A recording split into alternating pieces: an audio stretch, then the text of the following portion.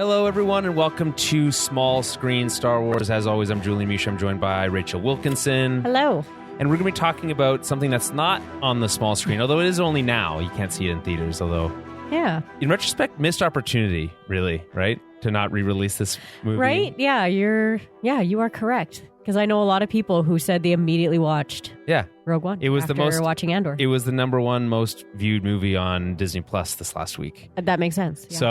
So yes, Rogue One, a Star Wars story, which of course is a sequel to Andor Season 2, a Star Wars story. Yes. Which of course is a prequel to Rogue One, a Star Wars story, which is in of itself a prequel to Star Wars Episode 4, A New Hope, the original Star Wars film. So it's all kind of like an Ouroboros snake eating its own tail situation. But in the spirit of Star Wars, the story's always told out of order. So this is another good example of...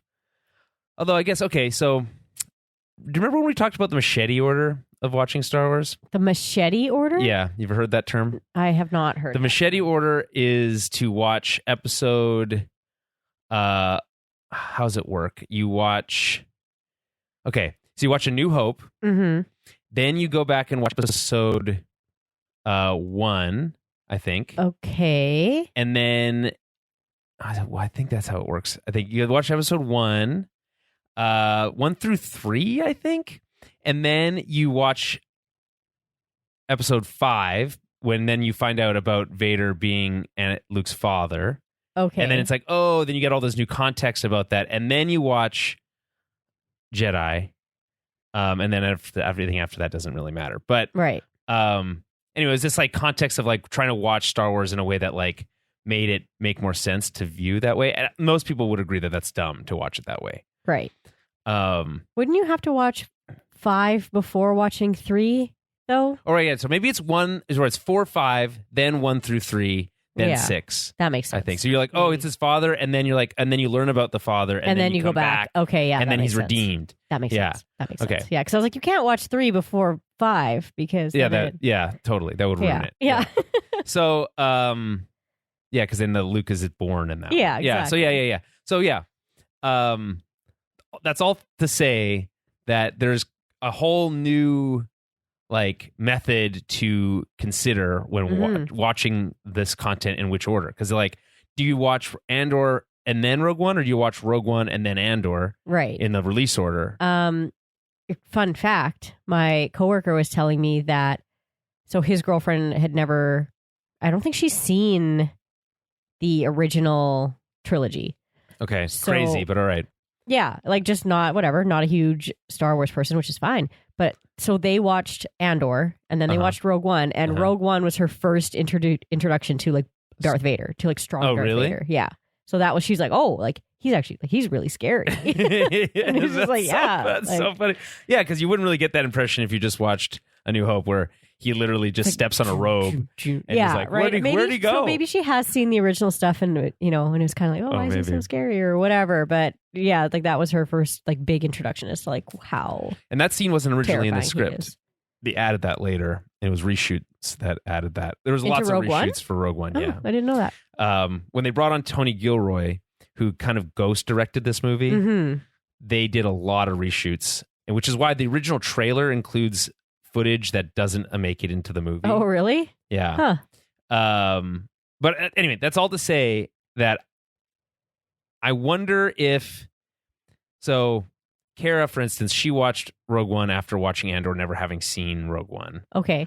But she also fell asleep through a lot of Andor, so it's like, it's not that different. Yeah, that's true. But I guess I would, like, in theory, I think Rogue One makes more sense, is a better movie after Andor. Yeah. Right? And we'll talk more about that later. So I think you could get away with, and unlike I think with the prequels, which I think you should watch the original trilogy, then the prequels, then the sequels, or whatever order you want to do it. Like release order, yeah. Yeah, release order makes more sense because you just get all this additional context and yada, yada, yada. But this movie doesn't really work on its own as well. Right. In my opinion. So anyway, we'll get into all that. That's what we're here to talk about. A Rogue One Star Wars story. Anyway, a little bit of housekeeping. So obviously we just did 4 straight weeks of Andor. Really, really fun. Super sad that it's over. Yeah. What did we say last week about like it's like a funeral? It's like you're happy to have had the moments, celebration of life. Yeah, sad that it's over. But sad that it's over. Yeah, absolutely. So there's like a cliche line for movies, right? Don't be upset, like happy that you had the moments. What's the phrase? You know what I'm talking about? I don't know. Is it the loved and lost one? Like it's better to have loved and lost than never loved at all? Or it's like that. It's like that. It's on that part, like it's on that level where it's like I know people like make that stupid joke now, and it's like, oh, maybe it was about the friends we've made along the way, right? But then they make that joke about like other stupid stuff now. But maybe the Force is just the friends we made along the way. So yeah, I mean, it's basically that. That's our feelings on Andor at this point. Yeah. It's super well reviewed. It's the best. It's the most critically acclaimed Star Wars project since A New Hope, basically. Wow. And probably, as we've said before, probably the best Star Wars since A New Hope. So, like, no shade at Empire, which is obviously like maybe the best of the movies. Yeah. But this is like a whole new. It's like we've entered a whole new world. We've moved beyond what we thought Star Wars was. Our sphere has expanded to include all this new stuff. So anyway, that's all to say. We're going to talk about that context with Rogue One in a moment here. But what's happening next month, or what's happening next in general? Next week will be Tales of the Underworld. We'll be back to cover that, which dropped on May the 4th, but we were covering Andor. Didn't make sense to cover both. So we'll come back, cover Tales of the Underworld. Then we're going to take a short break from the Star Wars stuff. The main show, the Tower of Babel podcast, is still on temporary hiatus. So for all of our Patreon supporters, I'll be pausing Patreon payments for next month. For what month is it now? May? So June. May, yeah. So we'll be pausing them for June. And I will work on getting at least some interim bonus content in the meantime with some fill-in stuff or whatever we got to do while I continue to work on the larger concept. Do we know what the next Star Wars thing is? I was looking that up. I feel like it's all 2026 because there's like Mandalorian and Grogu. This year just started. I know. I feel like, I don't know. Did we get a release date for the Maul animated stuff? I feel like it's all 2026. We don't, but it's probably next year. I think that's next year also. Yeah. So it's like Mando and Grogu is 2026. Ahsoka season 2 is up in the air. And that's also probably next year. Yeah. So I don't think it's filming now. Have anything. So I guess, unless they surprise us with something, we'll have to fill the time with doing something like a stack ranking of all of our Star Wars shows, or we can do something.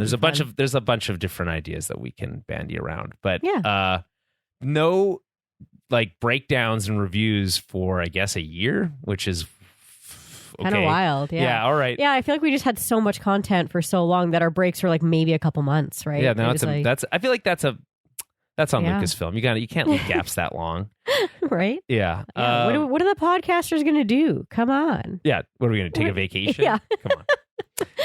Right. And then I guess it's important we should update everyone on the Jet situation. They lost. Yeah. Big sad. Yeah, it was extra sad because of the whole Shifley's dad dying thing. Yeah.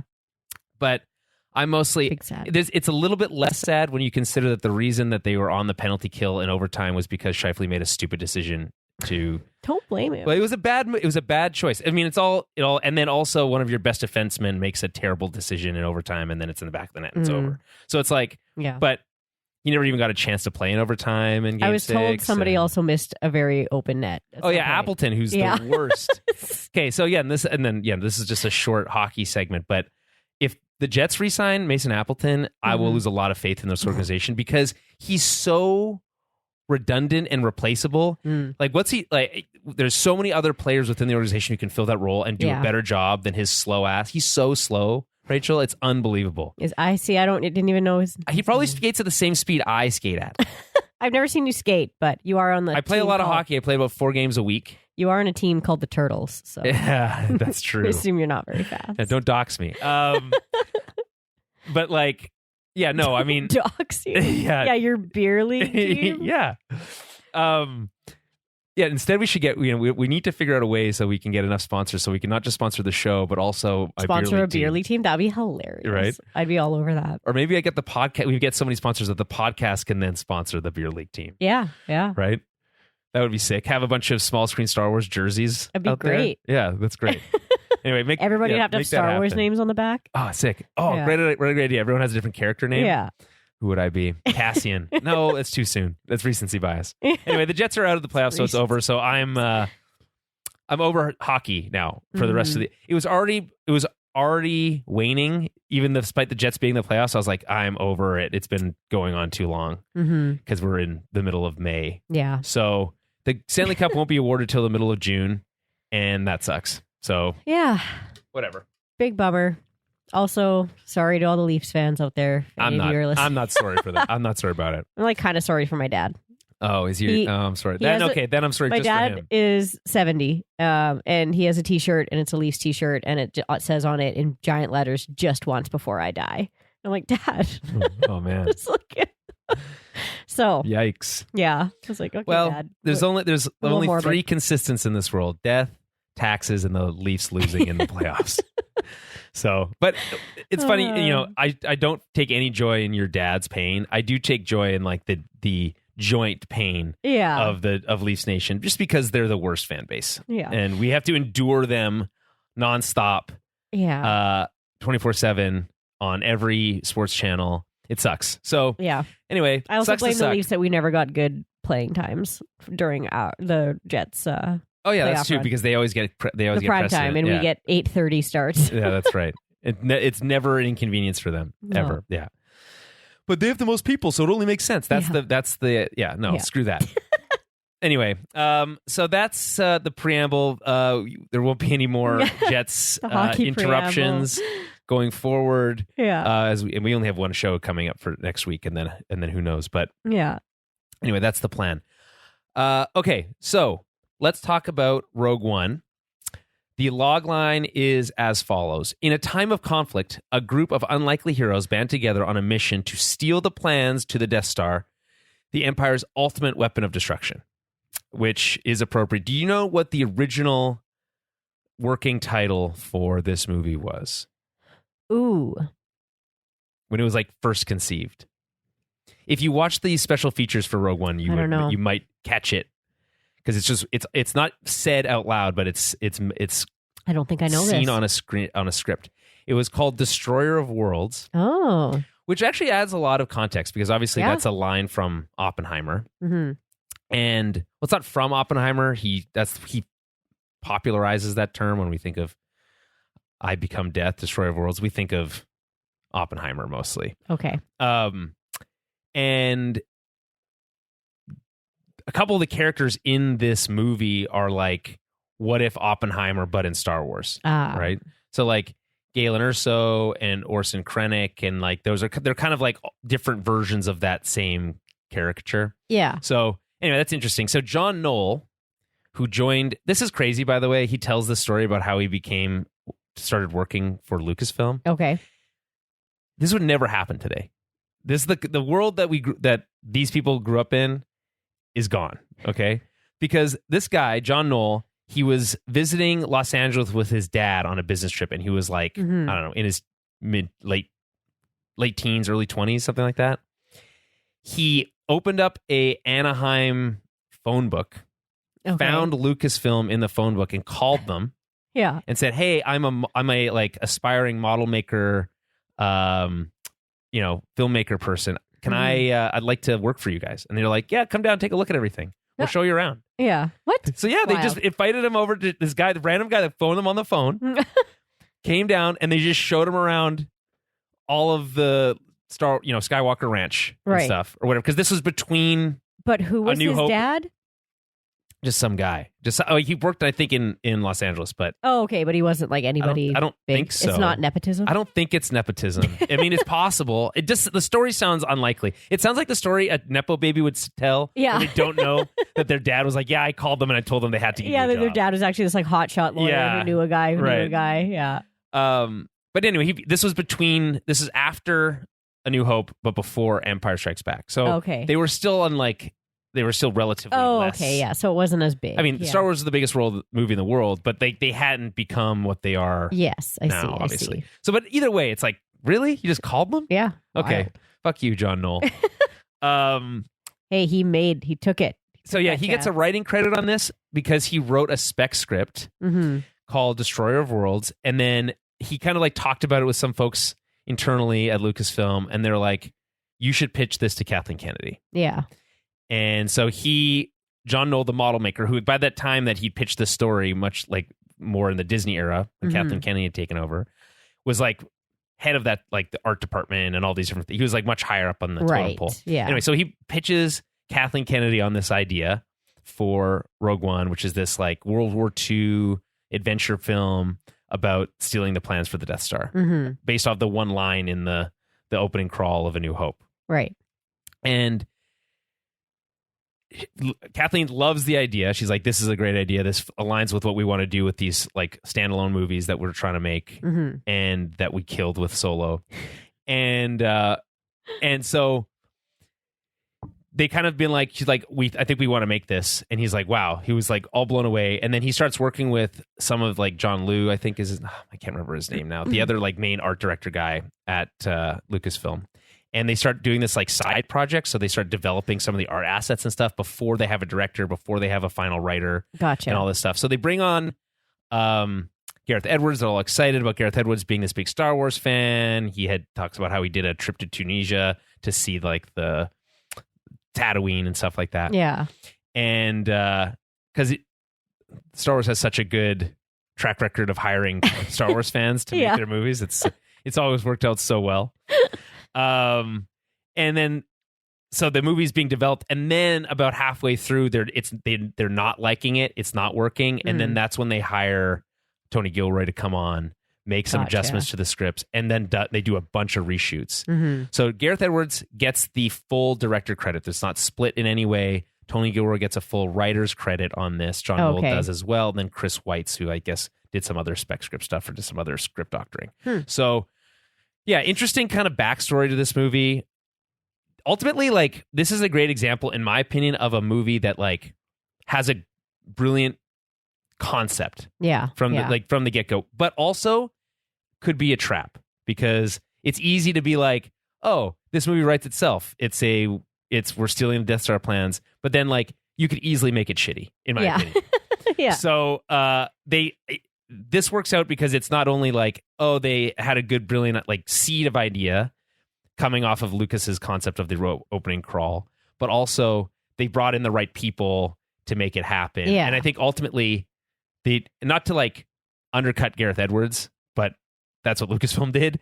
So I'll just continue on that path, which is to say that Tony Gilroy really saved this movie. And you can tell because there's parts of this movie that are like, there's lines of dialogue and there's pieces of this movie that are clearly like a step above.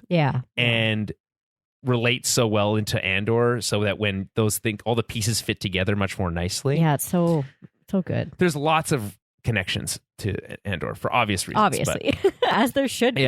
And we'll call them out as we go through it. So I guess the first thing that we should talk about is, when was the last time you saw Rogue One, and what did you think of it when it came out? Okay. Or last time you saw it? Or both? Yeah, so I would say like I saw Rogue One when it was released in theaters, obviously. Back in what year? 2016. December 2016. That's when they were still doing Christmas releases for Star Wars movies, and I would really like them to go back to doing that. It's way more fun to see Star Wars movies around the holiday season. It is. It just is. Okay, so that was almost 10 years ago though now. So I would have been 26. I remember like very much enjoying it, but I remember being obviously the Vader scene was insane. That always stood out. Just even like anytime I thought back on Rogue One, that's like the main pop out. I spelled that wrong. of the film. I don't remember the CGI looking as bad as it does now. They should go back and fix that a little bit. You're right. Tarkin looks weird. It's because his eyes are too shiny. There's a bunch of things. Also, his lips move weird. It's not even the lips. He's just too shiny. That's that's kind of what I was like. I'm like, why are his eyes so like, he looks like an alien. So yeah, you are correct. That doesn't necessarily hold up that well, but I just remember being like kind of a gut wrenching story because like everybody dies, right? Yeah, it's a tragedy. It's a tragedy, yeah. And you're not that you're not expecting it, but you're kind of not expecting like everyone to die when you're watching that. I mean, okay. I also remember really almost. It's true. There's rarely any people. There's really almost no one survives. Yeah, I also remember Chirrut being way older, but that's probably because I was way younger when I saw that movie. Maybe. Like watching it even the second time, I was like, I always like envisioned him as old, like 50. Not that 50 is old, but I always thought he was like 50 plus 60. Well, like he was how like old is the actor now? Is the question. He's young. He looks like he in Rogue Donnie One. Yen, He looks like he's probably in his late 30s in this movie. Well, so that movie came out just over 10 years ago. Yeah. It does not say how old he is. Yeah, it does. Go back. 63. Okay. 1963. So he was born in 63. Okay, do the math. Well, 73, 83, 93, 2003, okay. 2013. Yeah. So he was 50. Yeah. He doesn't look 50 He in doesn't that look movie. 50, but yeah, he's Asian. 50 something. Like, yeah. Asians never look old until they look really old. Yeah. That's basically. He does not look 50 in that movie, but. No, he doesn't. And he's also an action, like, kung fu he's in like crazy good shape. artist. So he does he's a great actor. The fact that they got Donnie Yen for this role is actually like pretty awesome. And they talk about this in the behind the scenes stuff, the bonus features for Rogue One, which is that they're like, they felt like they were really fortunate to get Donnie Yen and Wen Yang.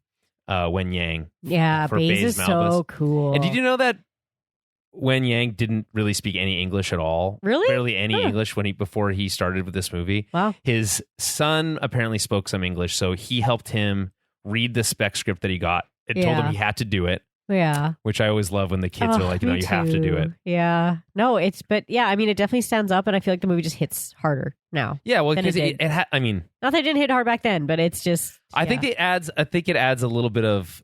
Are you talking about just in general, or are you talking about Donnie Yen and Wen Yang? Oh no, just in general. Like the movie hits harder in general. But okay, we'll talk more about them later. The acting is later. like fantastic. Their characters were always good. Yeah, well, they're not as developed cool. enough, I think. Ultimately, no. Like you wish you had more time with them, like we do in Andor, right? Like it would be so fun to get more of these characters because you only have them for such a short amount of time, and then they're gone. So, and then obviously Melshi hits. Yeah, Melshi gets like 2 lines of dialogue in the whole movie. I know, right? Isn't that funny? Oh, Melshi. Yeah. I guess my general thinking on it was when this movie came out, when Rogue One first came out in December of 2016, I remember coming out of the theater thinking, this is in my top 3 Star Wars movies. Mm-hmm. I was like, there's Empire. Mm-hmm. There was, guess what year was Last Jedi? Is the year after 2017? I can't want to say. And anyway, it was just like it was like maybe it's like A New Hope, this one, or it was like Empire, Revenge of the Sith, and then this one. Yeah. So it was floating, but I was like, this is top tier Star Wars. I was so excited. I was blown away by the action sequence at like the climax of the movie, which I think still is absolutely badass. And I remember thinking how cool it was seeing the Death Star blow stuff up. Yeah. It wasn't just a planet going poof. Yeah. Like from the actual planet that they're like on. Yeah. Well, and just the visual of the Death Star like in atmosphere and maybe looking up and eclipsing and all this stuff. It's like really cool. Yeah. So I just remember thinking this is a cool, really, really cool movie about a character of Jyn Erso that I don't really care about that much. And now it's basically a movie about Cassian that it's like, okay, this is an extension of Andor. And I'm like, it's not that it's like a bazillion times better. It's just that enough better that like it's really solidified that like top 3 ranking for me, where it's probably now like Empire episode 8, then this one. Yeah. It's probably my ranking. And it would be interesting if we had to include, there's another podcast I was listening to, they're like, should we rank all of our Star Wars stuff, including shows, and like try to figure that out? Yeah, right. That's so hard because it's just, I have so much different like nostalgia for different things and different things I like. Well, that's what makes it fun. I would have to take like each season of each show. Yeah, you have to take each season because like Mando is like wildly inconsistent in quality from season 1. Well, to not season even 3. just like Mando. Like, I like the last scene of Clone Wars. The last season of Clone Wars, which is so good. Yeah, like compared to the first season of Clone Wars, which sucks balls. Yeah, which is just goofy and silly. Yeah, but yeah, exactly. But yeah, right. Well, we'll have to think about that. But either way, I'll just say that like the recontextualization that we get of Rogue One from Andor makes it a much better experience. Yeah. It refocuses the story, I really feel like, on Cassian, even though he's not the main character of the movie. You don't feel you like could argue that Jin is the main character of the movie. I feel like but they split. get pretty equal screen time, I think. But like even then, it's like I think it just gives it a lot more like thrust and momentum. Yeah. From the get go, and the movie has like a really great pace, or it just like picks up and picks up and picks up and picks up until it reaches this big climax at the end, and then it's over. But in general, it's like I think it ties it a lot better to the rebellion as a concept, because like Mon Mothma has like 2 scenes in this movie. Yeah, right. I know, it is so nice that we get Andor the series, because we get way more Mon Mothma, and she's such a great character. And Saw gets one great scene, 2 scenes basically. So like all that stuff gets much more fleshed out, so you care about that stuff that much more. Yeah. It just gives a weight to everything that didn't really have as much weight. Like, because we talk about the prequel problem of like plot armor, right? So the only thing in Rogue One that has plot armor are the plans. Yeah, really. Basically. Actually, and like Mon Mothma. But she's not on the beaches. So no, she's not there. So yeah, right. It's like everything else. But that was like kind of the surprising part when I first saw that movie. Like, I didn't think everyone was going to die in Rogue One. Yeah, I mean, that's fair. Yeah. But so, you kind of have most movies don't follow that. Don't do that. They don't do. Yeah. You don't wipe out like all your like main characters, your whole cast, right? But it's But I guess if you're moving into a movie that was originally made, like if the sequel to your movie that you're making was made in 1977, it's like you're not going to be able to include those characters in the movie that was already made. Although, let's do another special edition of A New Hope where we include Andor characters in the background. Like who though? They're all dead. Yeah, no, like Clea. Clea's there. Obviously, Bix. Well, yeah, Bix's baby is going to make an appearance. Yeah. Who else? Clea, obviously. Just CGI them in. Yeah. And have you already seen some of those posts where like, in my head canon, this one female officer in the rebellion is Clea, and it's like, Clea, well, she actually already has a name, but whatever. Yeah. Well, it's like how they there's that one trooper, Jedi. That people are like, oh, it's Rex. Like, well, they did debase his look off that one trooper on Endor, so it's not like it's a mistake. And it's in my head canon that is Rex. It makes it more fun. It does make it more fun. But that guy also has a name. But because every character in Star Wars, even if they have no speaking line, has a name. Yeah. Okay. Not smart to do that. Well, it's fine. It's if you're Tony Gilroy, you'll just ignore that stuff and just do whatever you want. He's like, I was so disappointed that I found out that somebody had done a backstory for K2, and he's like, well, K2 is my character, so I'm just gonna ignore that and just do my own thing. Do my own. It's like, thing. okay, yeah, fair enough. Yeah. Okay. Right. So my coworker did point out one plot hole, which is what, when he says that he was never in prison. Yeah, but he could just be lying. I was like also thinking like maybe he meant like in a rebellion prison. Like, he's never been locked up by Saw. He's like, I've never been locked up by my own team, basically my own side. Or like, again, he's in a spy. This lunatic like kind of scenario. Be like, yeah, he's nuts. Like I've never been in this situation. Right. With a weird brain monster. There's a million ways of. Like, if anything, Star Wars is really good at recontextualizing lines that, in theory, make no sense in the future. When you're like, what I said was true if you consider it from a certain point of view. Right? Yeah. You said my dad was dead. Yeah. You said he killed him. Yeah, about that. Yeah, from a certain point of view. Yeah, I mean, yeah. Like spiritually, he killed them. Inside. Anyway, so. That's that's kind of our setup. Where were we? Where are we now with this movie? I'm still really stoked about Rogue One. I think it's just like again, that pacing is so relentless. I love it. Yeah, it is a little funny where it just gets, if you think about it, it's kind of like you're just following Krennic around for a whole movie. Yeah, right. That is true. But it's funny because it almost feels too fast because we just came off Andor. Oh yeah, and that's such it's a just slow build. jump, and there are some but connecting tissue scenes, but like they're pretty far, like few and far between, and they're pretty short, you know? So you get very little. I think that is the one biggest flaw in this movie, and why Andor adds so much to it is because Cassian becomes a fully developed character where he's not in the movie before. Right. And Jin and, you know, Chirrut and Baze and all those, they don't get that development and then feel kind of hollow in comparison. Yeah. And it's not really fair because you don't have 2 seasons of a TV show to build them up, but that's the situation. It just doesn't have that same weight. So you ride on the coattails of Cassian Andor in this movie. Yeah.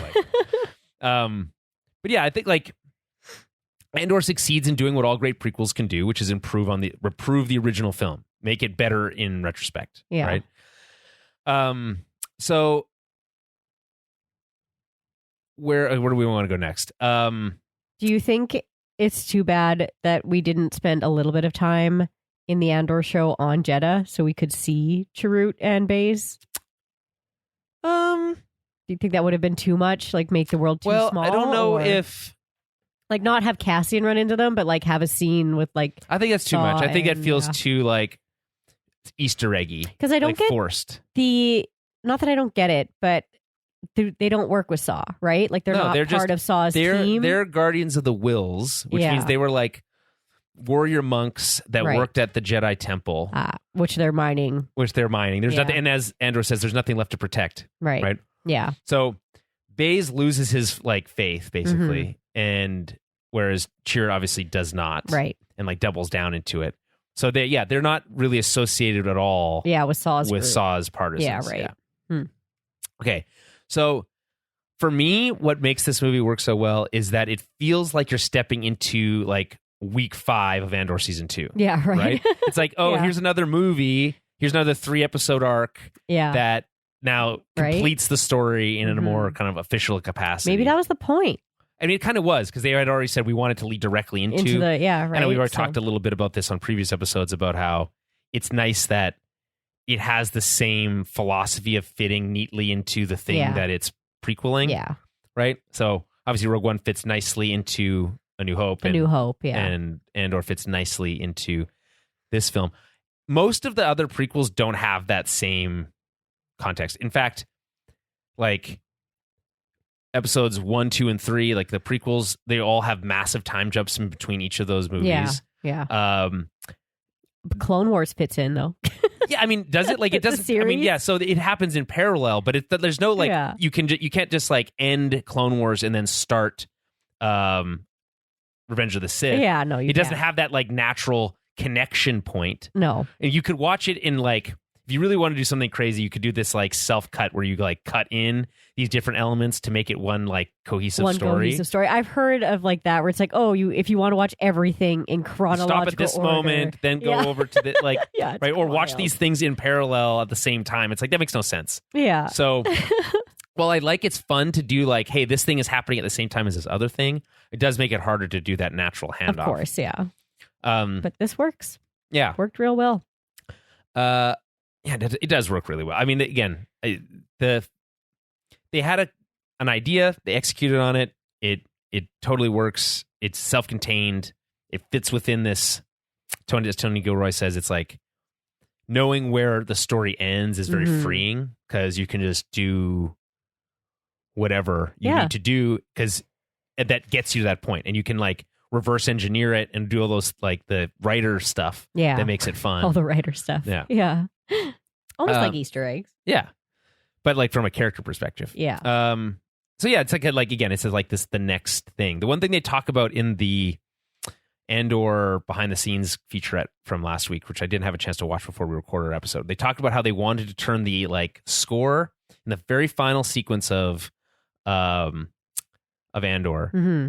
They wanted to turn down the electronic sound of Andor and turn up the orchestral sound that comes into the main films. Yeah. And they kind of do that. And in fact, the final, this is mentioned, which is like this great, I feel like, meta thing, which is the music that they play, that they riff on a little bit in the Andor finale, is the music that plays when Luke and Han get their medals. Oh, okay. So it's they're being, it's like think of this moment where everyone is celebrating this big victory for the rebellion and all the people that were not awarded medals, including Chewie. Yeah. In that just these sequence. 2 guys who showed up at the end. 2 dudes. Yeah. Who weren't even here a week ago. And now they're in charge of a bunch of stuff and getting our biggest awards. Yeah. That must have been painful. That must have been painful. If you're writing like an Andor season 3 and you're like following up on the events of, obviously Cassian's dead, but you're following up with, you're picking up with Clea, and she's like, she would be pissed. Yeah. You know? Like, who are those assholes? Like, I'm sure Clea would find something to do to help, but she would be so annoyed with these like posers, basically. Yeah. Yeah. It takes all types, though, to rebellion. It's true. All right. So the other thing I remember thinking about this, and this is something that's been talked about a lot by different Star Wars YouTubers and podcasters. Mm-hmm. One of my favorites, Eckhart's Ladder, talks about how Rogue One was so great at introducing new ships and troopers and like expanding the world of Star Wars in a really like tidy way. So you get to like introduce new types of TIE fighters, and the U-Wing was invented, and that the cargo ship was invented, and they did Krennic's ship is new, the Death Troopers are new, the Short Troopers are new, this like variant on the AT-AT is new. They did all these like really interesting visual stuff that expanded the world for people who are like ship nerds and all that stuff that was there for them, but for everyone else it's just like more Star Wars, and it fit naturally in. It reminds me of this story that I remember hearing, and I don't know how true it is, it might be apocryphal, but basically one of the tests that Lucasfilm applies to new concept artists is to create a new ship or like vehicle design that feels like it fits into the Imperial era of ship creation, but is completely new. Right? So that's where you get ideas like the U-Wing and stuff like that. Right. Yeah. Which is fun. Huh. Yeah. To test your creativity, but also your ability to work within like the world. Yeah. Right? Yeah. Does it feel like it fits into that stuff? Can you work within the kind of confines of the Star Wars universe? Yeah, and then I guess back to that idea of like chasing Krennic around in terms of like the concept of the movie. I think it's less funny when you think about it as being like how close the Empire was to winning at multiple stages along the way. And then I saw this post the other day. It was like, hey, just a quick reminder. They did all this work to get the Death Star plans. They put it into R2-D2, and then R2-D2 immediately went back to the Death Star carrying the plans. And then they got out of there with like the skin of their teeth before they delivered them to Yavin, and then the Death Star. It's like this whole chain of events that's like too close to call. It's just under their nose. It's kind of like, it makes it a little exciting too to think about it like that. But, yeah. Immediately goes back to the Death Star. Yeah. And like such an R2 move. It is classic R2 move. Yeah. It's just like the like Star Wars loves to like put people right in front of like the Empire constantly. Yeah. But again, in this, it's like it adds this like era of danger. Of course, yeah. Because like the Death Star is basically prepared to destroy its own plans over and over and over again in this movie. They're going around trying to tie up loose ends, clean up this stuff, and they're always just like a couple minutes too late. Yeah. You know? Yeah. They're literally prepared to be like, well, you guys fucked up, so you're all dead. Right. Like Andor's a great example because like they're just a couple minutes too late in stopping the message of the Death Star in general escaping to Yavin. Yeah. You know, just a couple minutes too late. You're just always just one step behind the rebellion. So it's, you know, it's exciting in that way. But again, it's a way of creating tension, and again, the only thing that has plot armor in Rogue One are the Death Star plans. The Death Star plans, Well, it is that very like interesting like cat and mouse thing, right? So it's more intriguing when the mouse almost gets caught, and it is more like exciting when the mouse gets away, right? Like just by an inch, right? So like no one wants to see something that just blows up in your face, right? Immediately. Like it's like you need those like close moments. It's what makes great film. I agree completely. It's really useless without all those, without that. Right. Last question before we get into our little recap here, which is, what are your thoughts on Jyn and Cassian's relationship now? I was going to ask you that.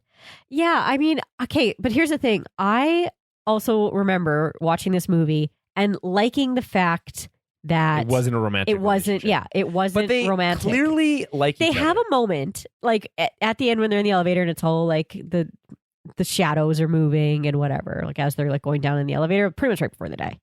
There's like a little moment there where they're just like staring at each other. But they keep they keep saving each other. Yeah, They care. yeah, They obviously of care course. about each other. She goes Yeah. back.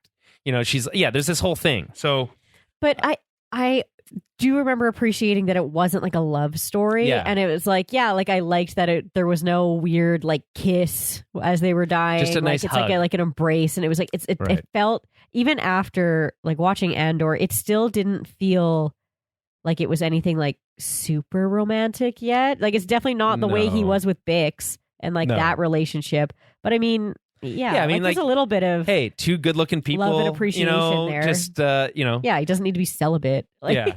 yeah. Well, yeah, and she 'Cause his she girlfriend left. It's like, yeah. he's allowed to. I'm not saying he's not allowed. I'm just No, saying I know. it's interesting to look at it through that lens, which is to say, like, where's his head at? Where's its heart at? yeah, Right. yeah. Like he obviously forms an attachment to Jin, Absolutely, yeah. right, and her to him in some way. Yeah. But it's clear, yeah. And maybe if they had more time, like, and they hadn't died on that beach, Yeah. maybe there, Yeah, maybe maybe. something could have developed there. But like instead, it becomes this very like this relation of like understanding each other. Yeah, exactly. Right. Like I get you. Yeah. Right. Yeah.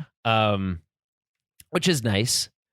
And yeah, I don't know. Like there's a like what if the scene where Bix is holding her baby, looking out into the. Did we say this already? No. What if the scene where Bix is holding her baby and Mhm. looking out into the field of wheat, Yeah. ancient rye that they grew for a year to make that set? Mm-hmm. Actually, I think they went up to a field of wheat for that one. In retrospect, I think that was like an add-on scene, and they went out to Gotcha. a wheat field for that. But do you think that, or what do you think if that scene was happening at the same time Ugh. that Cassian was be- being blown up on the beach? That's devastating, and I can't even think about that without wanting to cry. Yeah, but like she So has devastating. she has these dreams. She has some Yeah. sort of anyone can have force abilities in the new Star Wars stuff, I think but like mostly just because she's shushing the baby and being like, it's okay. right. But like, what if there's that kind of what if there's that like force connection there that's maybe. like that's classic Star Wars stuff. If It when is. that's happening, It so really is. I like that's my headcanon that's happening at Oh. that same time. Yeah. It makes it just to make it Could sadder. be. Just if you really want to make it more sad. If you Just want, to- if this wasn't a downer enough for you. Punch you in the guts a little bit more. The thing is, like, I didn't cry at the end, and I thought I was going to, Mm-hmm. because it had this new context. But the movie is like so adrenaline pumping Yeah. through that third act that like I'm still riding the highs of the Mhm. space combat and like getting the plans to the thing and all that stuff happening. Yeah. That I'm like not in the emotional headspace to No. be crying about Cassian's death here. Yeah, and there's like I feel like You there's know? too much happening. There's too many deaths happening. It's Everyone right we get after like another. 15 deaths in a row. And Yeah, it's like so it does lose a and bit everything of its, just keeps moving because they still don't have the plans yet. Like It's it's true. not over yet. It's true. So there's still more excitement. I think you don't know in terms of like emotional gut punch deaths, Chirrut and Baz's deaths hit me way harder yeah, because he's like it's such like a brotherly love. Chirrut's is sad, like- and so is But Jesus. Baz is because he's like he re-embraces his faith at that moment. It's Yeah. like that's so powerful. Mm-hmm. Again, these are characters you barely know, but the shorthand that you get from that I think is really good stuff. So Yeah. all right, let's get into this recap. So it starts with a flashback to Galen being rediscovered by the Empire 15 years before the contemporary events of the main film and Mhm. Andor. Which I was like, I forgot that it was that was a flashback for first, because Right. in the first time you watch it, it starts in the flashback and then jumps to present day. Yes. Whereas yeah. if you watch with Andor in context, it's like you're in present day, then flashback, then yeah. present day again. So you started 15 years prior, which would put you like right around the time when the Republic switched over to the Empire. Right. Just yeah. about Yeah. almost exactly. And we learn from the scene that Galen took his family, his wife and daughter, to live as farmers on this like remote planet. Yeah. And Krennic finds him. They've stalled. Their Death Star project has stalled. They've hit a road bump. Mm-hmm. A speed bump is the word I'm looking for. And they need their genius engineer back.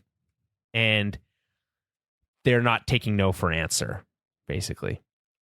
So we get a lot of great one-liners here. There's the meme that has endured. There's a lot of memes from this movie, but the meme that I think endures one of the most is farming a man of your talents. Yeah. Which is such a great line. Yeah. From Krennic. And he says it's a peaceful life. Mm-hmm.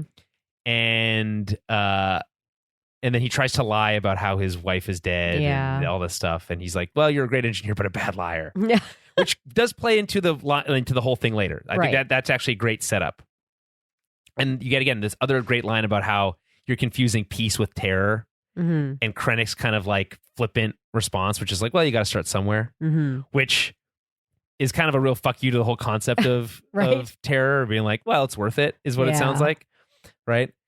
And then a bunch of stuff. You get introduced to a young baby Jin, basically. She's how old do you think she is? Like 10 years old here? Like 8 less, years old? Maybe. Yeah. 6? Yeah, 6 or 7 maybe. Yeah. Mm-hmm. She's got a stormtrooper doll, like wooden doll, which I'll start my counter of Andor connections. Yeah. There is an ATST doll in the first arc of season 2 when they're on Mina Rao. The kids has like a with puppet. The puppet. Yeah. A puppet of the ATST. Yeah. So continuing this trend where parents in the Star Wars universe give their children toys that are designed after Imperial war machines. Yes. Yeah. Why not? Parents nowadays do that. I mean, they're cool looking. What are you supposed to do? Yeah, parents nowadays give their kids tanks to play with and I was military playing with a lot planes, of G.I. Joes, exactly. Like we did the exact same stuff as kids. That's fair. Okay, I'll allow it. Yeah. And you got to respect. No, this is not a gendered household. They're willing to give their daughter a stormtrooper toy. Yeah. We also get the reference to blue milk. Everyone was like, "Boo! It's too obvious," because it's like center. It's like center frame. of that sequence. But I don't really care. It doesn't really bother me. Instead, you get a great line, a great little scene where he calls Saw on like the video panel. Yeah. Which is much more reminiscent of Andor, another Andor connection where they do video calling instead of like hologram calling a lot more often, which I think is just an excuse for Tony Gilroy to be like, I want to see people's actual faces. Right. Yeah. Yeah. Fair. Yeah. Which, I mean, technically you do, but just like a blue, like, boo thing going on, and then we also get introduced to the Death Troopers for the first time. This is like one of the first like additions that this series makes, or the movie introduces to the series. Death Troopers, by the way, such a cool, like they're so cool. Badass. They are very cool. They're like weird, like they don't speak English situation is like whatever they got going. Really cool. They're like that sleeker design. They're very menacing, very scary. Their blaster is like very like bare bones, but looks very deadly, and they're obviously much more talented than a regular stormtrooper. But it's just a cool visual to have like Krennic in his like white cape, and then these flanked by these stormtroopers in black. It's great. It's a great sequence. It's like out in this like blistery, rainy, like farm, like rice farm, basically it looks like. And there's a call to Saw. They call him his old friend. So there's this like establishing this connection between Saw and Galen, which is like, how the fuck would they know each other? Right? Oh, old friends. And we also get our first, like the movie starts immediately with the new theme music, Krennic's theme, which is like reused constantly because you're constantly following Krennic around. Dun, dun, dun, dun, dun. Like, it's great. Yeah. And that's not Giancarlo Esposito. Man, that's my bad. What? No. The composer, man, it slipped my mind now. What the hell's his name? Anyway, he's the first. It's notable because this movie was the first standalone Star Wars movie. Gotcha. Right? And so this is the first Star Wars movie that didn't have John Williams scoring the music. Okay, I didn't realize that. Yeah, I guess that makes sense. And so you get this like twist on the Star Wars musical concepts, without it being, obviously pure John Williams or references to John Williams. So you get this very. I think it does a great job. I think music in this movie is great. It is great. Yeah. The name will come back to me. It starts with a G. It's like a long. Fuck. He did the Spider-Man movies and stuff. Blah, blah, blah, blah. Where the hell is his name in this cast? It's so many names. Anyway, it'll come to me. So, Michael Giacchino. Okay. There you go. Not Giancarlo, Michael Giacchino. And of course, his son also did the music for, what was it? The Acolyte? Oh, okay. Yeah. I liked the score in The Acolyte. Yeah, me too. Yeah. Okay, so, any thoughts on the sound, the music? Like, that theme is, I think, the most iconic one. Yeah, it is. They're always so good. Like, I can't say enough praises for like the people that they get to create these themes, because they all work and they just fit so well. Like, everything just sounds so Star Warsy, and it is so fun that they do different themes for these different characters at all, right? So, which is like, what are they it's called? It's a lot of work. Some motifs or whatever, light motifs. Yeah. So you get these light motifs for these different characters, which I think is a staple of John Williams' version of Star Wars. So you get these same, if it's Kevin Kiner or it's it's this guy, or it's whoever else, like the Mando guy who did something very different. That's the Ludwig guy, right? Ludwig Göransson, yeah. Who just did the music for Sinners, by the way. Okay. And Sinners, I just saw in theaters. Unreal good movie. So good. It's like a vampire movie set like post World War II. Oh, okay. And how scary? Well, you don't like scary movies, not that right? scary. Okay, yeah. It's really not that scary. It's more like there's some like violence and like blood and stuff, but it's I'm not fine with that. But it's not a horror movie. I don't like the Clash jump classic. scare. It's not like that. There's a couple of those, but like very few. I need to be able to hide like my eyeballs if I'm watching a horror movie. Yeah, well, you would hide under a blanket. You would only have to hide like a handful of times. It's really honestly, Sinners is more about like the music. It's so obsessed with blues. Check it out. Blues especially, but then there's a little bit of like Irish music in there. And it's not outdone because it's vampires. We haven't had enough vampires. They do a cool twist on their their version of vampires is like a cool idea. Okay. And they don't glitter.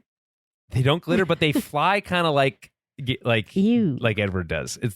There's only one sequence where you see them do that. Yeah. And it's all like, they fly like kind of like Twilight vampires. Like where they run really fast? No, where they like kind of like leap into the air and kind of like float. Oh, okay. You know what I mean? Yeah. It's kind of a staple of vampire stuff anyway. It's not like they invented that, but I'm just saying that there's one sequence where that happens, and it's like, but it's cool. Sinners, amazing movie, all shot like for large format IMAX. I didn't have a chance to see it in IMAX, but I would highly recommend it. It's a great movie about music, and Ludwig Göransson brings like a nice he brings his talents to that, and it's good. Yeah. Anyway, we have a question in the chat. You can always, by the way, join us live when we do this on Twitch and YouTube. I encourage everyone to hit like and subscribe so you get notified when we go live for these things, because our schedule is not necessarily consistent. Sure. Because we're doing this today. It's a Tuesday. Sorry. Normally we do Wednesdays, but the movie didn't come out yesterday, so it doesn't matter. It's my fault this week. I'm busy. How would you say this name? Loiternich O's. Yeah. That's good. That's good. I would have I would have messed that up. Anyway, they ask, do you think we'll see more of Cassian in future Star Wars projects? And I think the answer to that is probably not. Yeah. Because what else is there to tell? We've seen his like him as a child, and we've seen him die, and almost everything in between. I mean, in theory, there's like standalone missions. There's all those years in between that stuff that we haven't seen him doing stuff. But, and it depends what you mean by projects. I think you'll probably see him in like comics and books. Comics and for sure. I could see him popping up like in certain stuff. But yeah, I don't. There's just nowhere like what else, again, like what else is there to say? And it's like, would you even want more Cassian if Tony Gilroy wasn't involved? Yeah, like really? Yeah, it's true. People are saying the same thing about Mon Mothma. It's like, do we even want more Mon Mothma if Tony Gilroy's not going to write her? Yeah, it's like, I kind of get that, but also True. there's other good writers out there. We can find a way. Just don't hire the bad ones. Yeah. Yeah. And Travis Mitchell, friend of the show, asking how we're going. It's going well. It's going well. Yeah, it's not just going. I don't like when people say it's going. I feel like that's like a non-answer. Right. You know what I mean? Another Day in Paradise. That's another one that people used to say that a lot in Cayman. Old. They're like, oh, how's it going? I mean, that makes sense. There. Here, not so much. I guess when you say it here, it's more sarcastic. Yeah. I was like, we live in the butthole of Canada. It's not a butthole. We don't live in a butthole. It is a butthole. Okay, buttholes are important. Okay? But it's not a butthole. There's much buttier holes. Belly button, then. It's the belly button. Okay, that's better. Still gross. Fine. The problem with belly buttons, useless.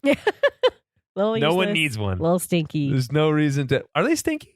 I think guys usually are stinky. Why are they stinky? I don't know. Do they get sweaty in there? Yeah, you guys have deep ones. There's always stuff in there. Mine catch lint. Yeah, I've never had that happen to me, but it is a dude thing. Because it rubs your the hair on your body rubs the clothes and it creates lint. Gross. That's not that gross. That's just normal. Gross. That's just how clothes work.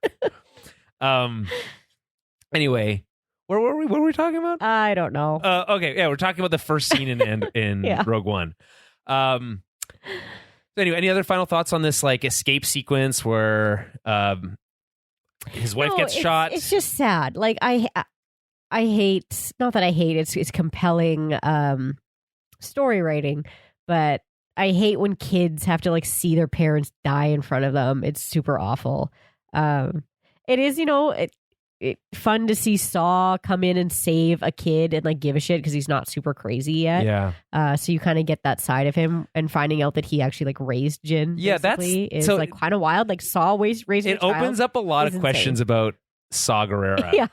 That like the movie is not prepared to answer, and the show Andor does not even try to articulate. Yeah. Like when I guess Jin would have already left by the time we first catch up with Saw in season 1 of Andor. Probably. Which was 5 years prior. Yeah.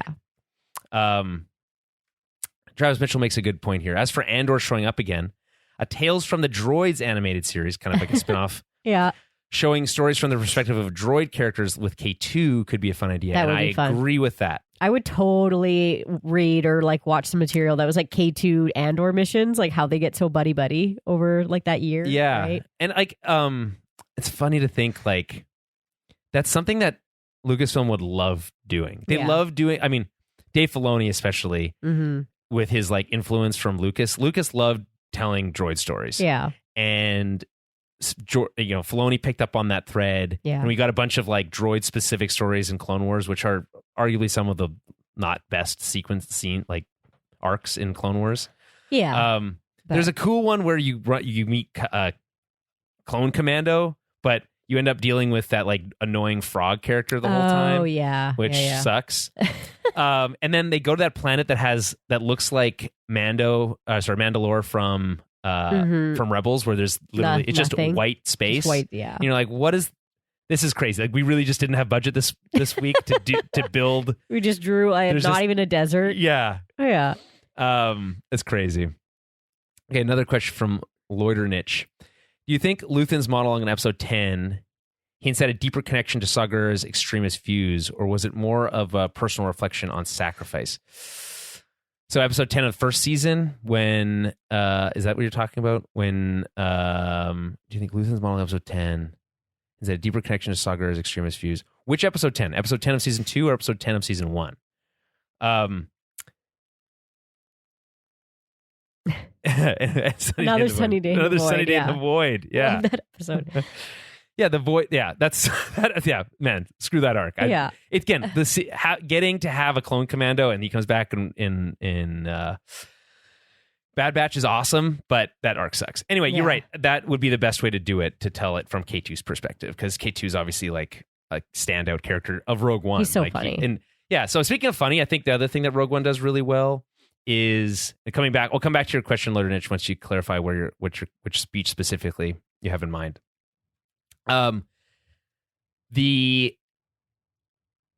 This movie Rogue One has a lot of funny elements. There's like, it's not a ton. It's not like a laugh a minute, but I think it has just enough like, oh, this feels like Star Wars bits of things that are funny.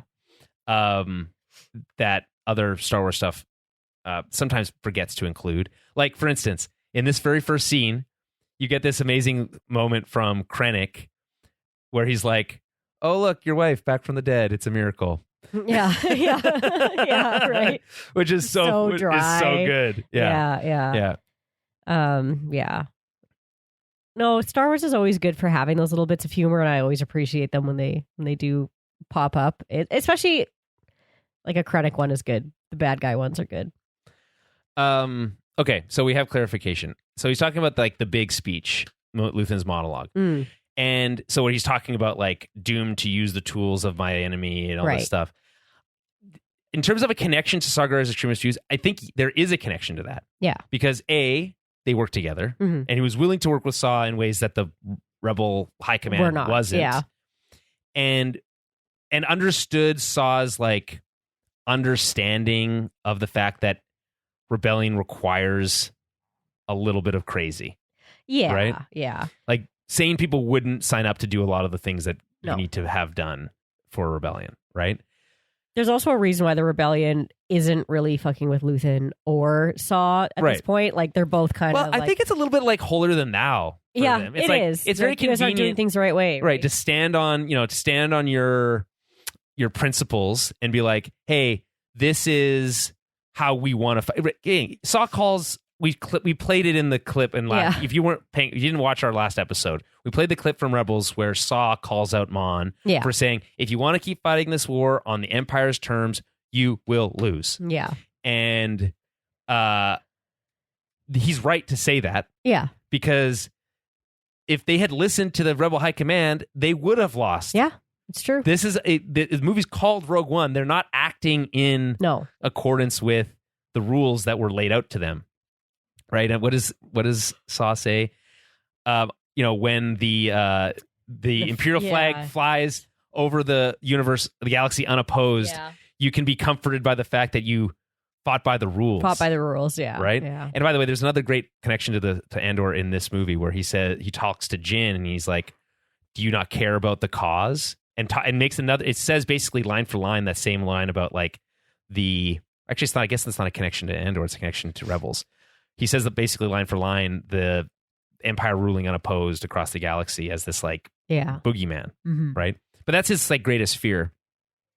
And like, so yeah, to finish my thought on Luther's question, yes, I think it does hint at there being a deeper connection to his perspective, but Saw's perspective is one of a terrorist, essentially. Yeah. And Luthen's perspective is one of a spy master. Yes, yeah. So it's like different methodologies, but they kind of agree in the sense that like it requires a little bit of pain. Yes. For this to work. Yeah, Saw's a little bit more extreme in like what he's willing to lose. Luthen's a lot more calculated in that. Like he knows when things get to the point that he has to burn an asset or that he has to, lose someone like but Saw's a little more willy-nilly with his things. So he's willing to. Remember when he's like, I'll help out Anto Krieger. If I get to keep the spoils of war, then you have a deal. I'm ready to go right now. Yeah. Right. And then Travis talking a little bit about following up on our thoughts on the Clone Wars. Clone Wars had a habit of sacrificing characters and forgetting the very next episode. Yeah. After Gregor dies, they don't even mention him the next episode in the arc. I know. It's like that stuff happens all the time. I think it's a thing that Dave Filoni is kind of like slowly worked his way out of. Mm-hmm. He really did like to buy into these are serials in the same way that Lucas did, and like these are independent stories. They have connections, but they're not like serialized in the sense that they're like fully connected. Scene to scene in episode to episode. And then he also hated killing his characters. And then even if he did, he'd often bring them back. So, and this is like a big, like his biggest, I think, flaw or critique that people have for him, which is that like, you got to commit to the deaths because it completely undercuts the tension if you undo it all the time. Keep bringing people back. Yeah. Travis also on Rogue One. What I love is K2 is pessimistic and doubtful of success until Cassian changes his mindset in the third arc. The rebel says there is no Rogue One, to which K2 says there is now. Yeah. Which is it's great. I mean, watching K2's little mini arc in Rogue One is like super satisfying. Yeah. When he says like, "You continually surprise me, Jyn Erso," is like a great moment. The connection to Andor when he says "climb." Mm-hmm.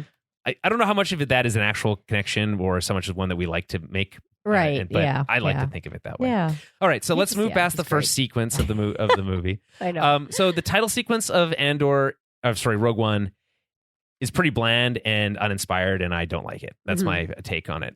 They didn't want to do an opening crawl. They didn't feel like it was appropriate because it's a standalone movie. I think they should have anyway. Gotcha. And it doesn't have like any musical flair to it. It just like Rogue One, it's the logo, and then we just cut away. And it's like it's not doing anything interesting. Yeah.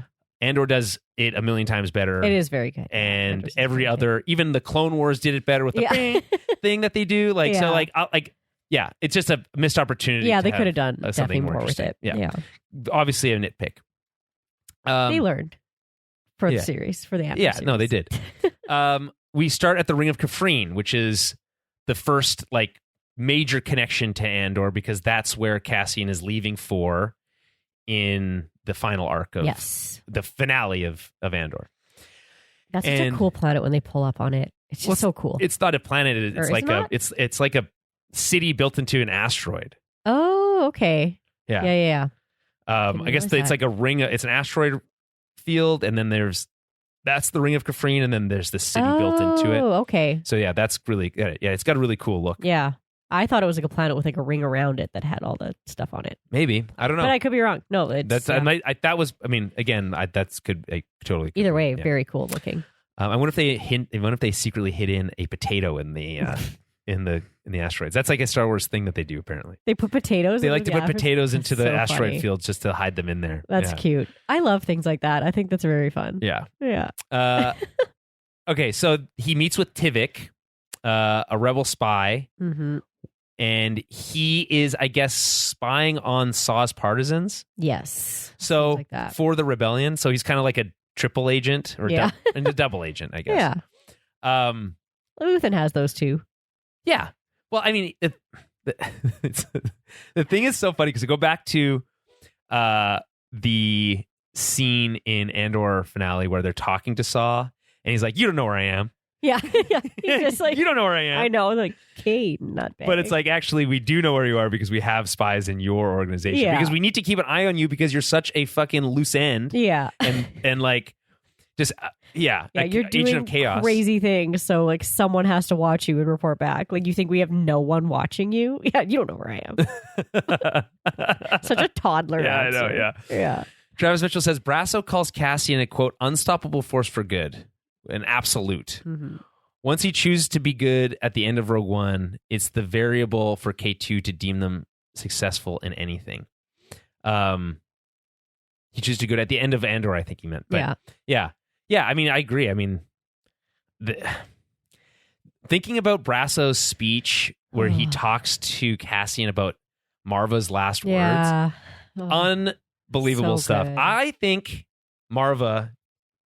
So my stack ranking of like favorite characters of Andor is like Clea, then Marva, then K2, and then Cassian probably. Yeah. And like there's a bunch of other characters in there. That would be hard. We add that to the list. Our stack ranking of characters from Andor specifically. But like, yeah, I mean, I like thinking about that. Like Travis's comment here about this unstoppable force for good, and then Luthen's comment about how he's someone that always appeared to me when I needed, or you appeared to me when I needed you most. And then the Force healer's kind of like you're a messenger, someone who is picking things up and carrying them as you go, and all that stuff. As this kind of like idea of. Tony Gilroy talks about the reluctant destiny concept, but like as this person who's destined for something greater than himself, and then seeing it play out because he gets shot in the stomach or whatever when he's climbing the vault, right? Yeah, and then appears. You think he's dead. He appears and he shoots Krennic at the end and saves Jyn, and then they get to have that moment together, right? But without him, they probably don't send the plan. So it's like it's all that stuff comes together, and then also him being this like advocate for doing the right thing in spite of what people tell you to do. Right? Yeah. Even when the rebellion's like, no, it's not worth the risk. They're like, well, you guys are dumb. We have to go get these plans. Yeah, so, you guys are dumb. Yeah. Okay, so he's meeting with Tivik, a rebel spy. He gets murdered. Tivik gets murdered by Cassian. And so, do you remember people being like, "Oh, this movie's hard to get into because the very first character that we were supposed to like kills another rebel right in the very beginning." Right. Yeah. And I think that didn't play well originally, but now in context with Andor, it plays perfectly because it's something that Luthen would do. It makes 100% sense because it's like he knows he's going to get captured. Basically, he's like Tivik's going to get captured, and he can't be at risk, and he's not going to make it anyway. It's like, what happened to his arm? What was it, injured? I think he was shot already or something. But it's like, like he's already kind of done for, like, because the Empire's going to catch him and they're going to kill him anyway. So it's just like, well, like they're just going to torture you to death and try to get info out of you. So it is kind of a mercy kill in a way because Cassian knows his only way out is to climb. Yeah. And if Tivik can't climb, it's like, fuck, man, sorry. Like, you know? And he's also like, he's panicking. Yeah. And like, you can't have people panicking. Yeah. On a that too, because you just know you're like, oh man, you're just going to spill the beans. Yeah. Like, I also like to think about that line from season 1 where he tells when he's on Narkina 5, he's like, power doesn't panic. Yeah. And so when you see people panicking, it's like, oh, you're just giving up all your leverage. Yeah. So he kills that person. He kills this guy, gets the thing is, the scene also has this great moment where he's like, it essentially verifies all the information he'd already heard from Luthen. Yes. Like he just heard this information, shared it with the council. They're skeptical. He now goes to this guy, corroborates that evidence. He's like, okay, so he is on Jeddah. We're pretty sure about that, but confirmed. There is we now know the weapon. It's a planet killer. That's new. That's new news. Because there's been people complaining like, well, what Luthen sacrificed that they just learn again 2 minutes later in Rogue One, but it's like, not really. It's new information. And he like grabs onto the Urso, like Galen Urso. Yeah. I love the buzzwords. Right? Yeah. Right? He's like, oh, Galen Urso? Yeah. Right? Like, okay, interesting. And then he takes that back, and that's a big deal. So speaking of the partisans, Travis Mitchell mentions that two tubes. Yeah, the two Bethnic, tubes is there. Yeah. Survives through and past the original trilogy, and he likes how pieces of Andor's life get to outlive the show. A lot of what Andor sets up outlives him, and that is a nice kind of like make it worth it. You know how he says like, "Hey," to Mon, he's like, well, just make it worth it. And he says it again in Rogue One. It's like, we did these terrible things because we thought we were doing it for a cause that was worth it. Yeah. And you get to see it play out in that way. Like, it was worth it, which is like a nice, like, full circle bow tie. Although, how do we know, Travis, that Two Tubes survives past the original trilogy? I'm not familiar with that. I don't know. I don't remember seeing him anywhere. Is he in Book of Boba Fett? No. I don't think so. I don't know. Travis, come back to us on that one. That would be helpful. Yeah. We'd like a reference. If you're gonna make those, you got to reference your research. Yeah. Reference your research. Okay, so we then cut to the Wabani prison camp. The only thing worth mentioning here is that we get to see a Juggernaut post Clone Wars, which is cool. And then we see Jyn as Felicity Jones for the first time. She's in. I can't always remember the scene where she's in that prison cell, and then the stormtrooper like walks by her door. Mm-hmm. It's like a great way of introducing this character. And then we meet K2 for the first time in this movie, and he's always hilarious. Congratulations, you're being rescued. She's trying to run out. He just that's right. Basically clotheslines her. Yeah, it's so great. Yep. He has so many lines. Yeah.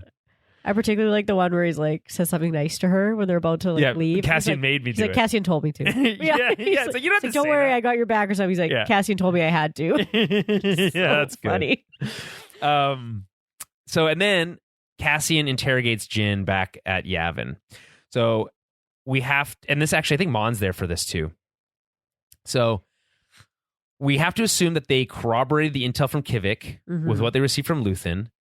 they leveraged Imperial intel to locate Jin, because I think that's the one thing that's like not entirely accurate. It's how they know about Jin. How do they know about Jin? She's going under a fake name and she's in Imperial custody. Yeah. That's why I was curious, because they don't really tell you that, right? Like how they figure out where she is. Dravik, what's his name? Draven? Yeah. He's really good spy. He's really good intelligence officer. So he was able to... They got Galen Erso's name. They're like, all right. We'll find his daughter. Yeah. Cross all the galaxy. Although I guess from Saw, maybe they got info about Jin from Saw. Saw's not sharing any information. He might about that. No, he wouldn't. No? No. he's beyond at some helping point, at that point in the last years. Saw thought she was dead. Remember? I don't think he thought she was dead. He's like, you hadn't seen her for like 10 years. Yeah, he left her behind. Yeah. But to keep her, I think, safe. Right. I don't think he thought but he doesn't. Okay, dead. maybe not. But either way, he doesn't know where. Yeah, where she was. Yeah. That's true. So like, I don't know. That wouldn't have been helpful. So they must have had some sort of like, they just had some guy looking through Imperial mugshots, trying to find. But did they know what Jyn Erso even looked like? Like, how did they? Again, that's the biggest plot hole in this movie. Yeah. How did they locate Jyn Erso so fast? Somehow they just know. And then mounted a rescue within like a day. Yeah. Right. So we'll have to just assume that all that stuff happened. Yeah. And we have to assume that the Empire didn't know that Jyn was Jyn. She was going under that fake name, because if they knew that, she would have probably been used as leverage against Galen already. Absolutely, yeah. So Cassian needs to get to Saw, who they refer to as an extremist, which obviously we know is an extremist. And because they have a pilot, Saw has a pilot who's defected and was sent by Galen, and they know that from Kivik. Yeah. So the only reason that they need like this, it's kind of one of those weird Rogue Goldberg story machines, but it's like the reason that they need Jyn is so they can get to Saw, so they can get to Bodhi. Bodhi, yeah. But they don't know that his name's Bodhi yet. Yeah, Bodhi Rook. Yeah. You like Miz Ahmed? Yeah. Riz Ahmed? Yeah. I have such a soft spot for the name Bodhi in general. Oh, because, I love Point Break. Do you think it's a Point Break reference? There's not that really any. No, I don't think it is. Like Bodhi's, it's just a name. It's like I believe it's kind of like from like Buddhist origin or whatever. But it's a sick name. Yeah, it's a great name. I wanted to name my kid that, but I can't. Why? Someone we know named their kid Bodhi. Oh, yeah. Well, everyone knows you're not allowed to name your kid. I know. It's a very popular name all of a sudden again. I was like, what the hell? Why is everybody naming their kid Bodhi? I saw 2 people name their kid Bodhi in the last Could have named years. him Cassian. Yeah, no. Missed opportunity. Too on the nose, but his middle name's Ben. All right. Ben! Yeah. Okay. So she says she doesn't know anything about her dad, and she prefers to believe that he's dead. They tell her they want to rescue him. He's like, hey, by the way, he is alive. So good news. And we want to rescue him so he can testify in front of Senate. Like, no, that is like a wild. You expect us to believe that shit? Come on. Yeah. When I heard that line, I was like, they got to be fucking joking. The Senate is like a week away from being disbanded. Yeah, yeah. They think that and say what? Presenting Galen Emperor is bad. No, we found this one guy. He's building a planet-killing weapon. Yeah. Everyone's gonna be, and the Emperor's gonna be like, yeah, believe. You got me. Yeah. It's almost done, but we gotta have to toss the project because you got me. Yeah. You know, like, come on. Anyway, it turns out that's a lie because Draven wants Galen dead. He's like, if he's building this weapon, he's better off if he's dead now. Yeah. Which, you know what? Yeah. Kind of true. Fair. Yeah. Yeah. You did build it. Yeah. So Travis says, Inferno Squad also shows the surviving partisans were joined and led by Lux Bonteri and Ahsoka's boyfriend from the Clone Wars. Oh, okay. Okay. That's Lux sucked in that sequence. Yeah. Yeah. Okay. Inferno Squad. So that's cool. Okay. I'm glad to know that 2 tubes lived on. Yeah. That's great stuff. I hope the Yeti also lived to a long life. Yeah. That like giant white teddy bear thing that works for Saw. Yeah.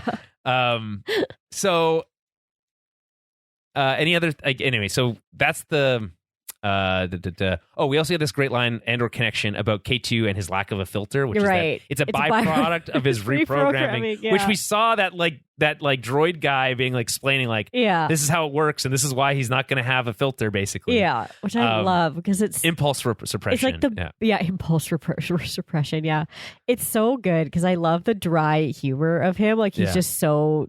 No, it's very great. To the point, but it's so funny. He's just very like biting. Yeah, but he's not even meaning to. That just makes it so much funnier because he's not trying to be funny. I find your answers vague and unconvincing. Yeah.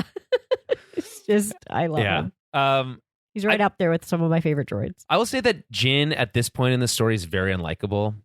She's like, I don't care about anything. She was just in Imperial prison. She doesn't seem to care that she was rescued. Yeah, they're like, you're rescued by the rebel like alliance. They need your help, and she's like, ugh. Yeah. If I have to, I guess. And it's like, your dad's involved. You don't care about that. He's like, whatever. It's like, okay, you're not engendering a lot of love early on. Right. All right. So we go to Jeddah, and it's nice seeing it in live action again after playing Jedi Survivor. And you spend a lot of time on Jeddah. And it builds out the world of Jeddah, which is nice because you learn more about like the different temples that they have. And the different pilgrimages that different Force believers would make or Force users would make and all that stuff. It's cool. Jedi Survivor obviously happens before this because Jedi gets blown up. Well, not all of Jedi's blown up. No, it's just like the main city. Yeah.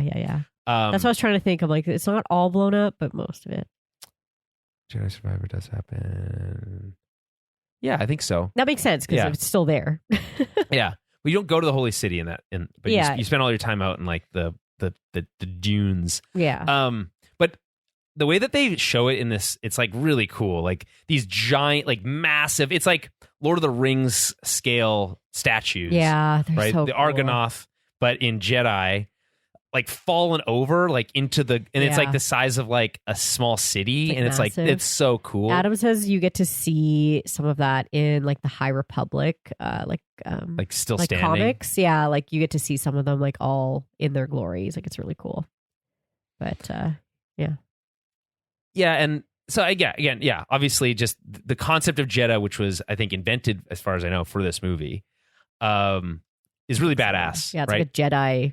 It's a holy Jedi city. Holy Jedi city. Yeah, but exists kind of like outside of the Jedi Order exclusively. Right. It's kind of more of like a celebration of the Force. Yeah. But like it's and then the name Jeddah, which is so close to Jedi, which is really cool. Mm-hmm. And this massive Jedi temple that's full of kyber crystals and the visual, which comes later, but the visual of the Star Destroyer over top of the holy city is like this iconic image. It's so cool. So good.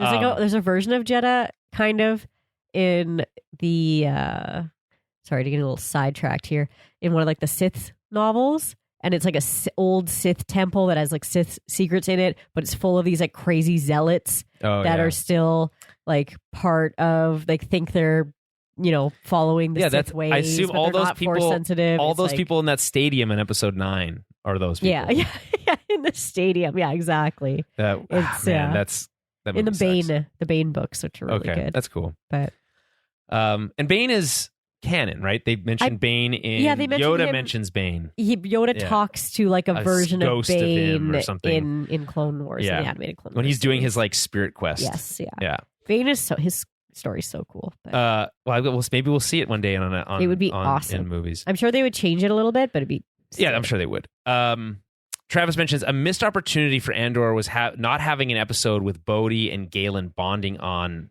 Yadu, leading to his defection.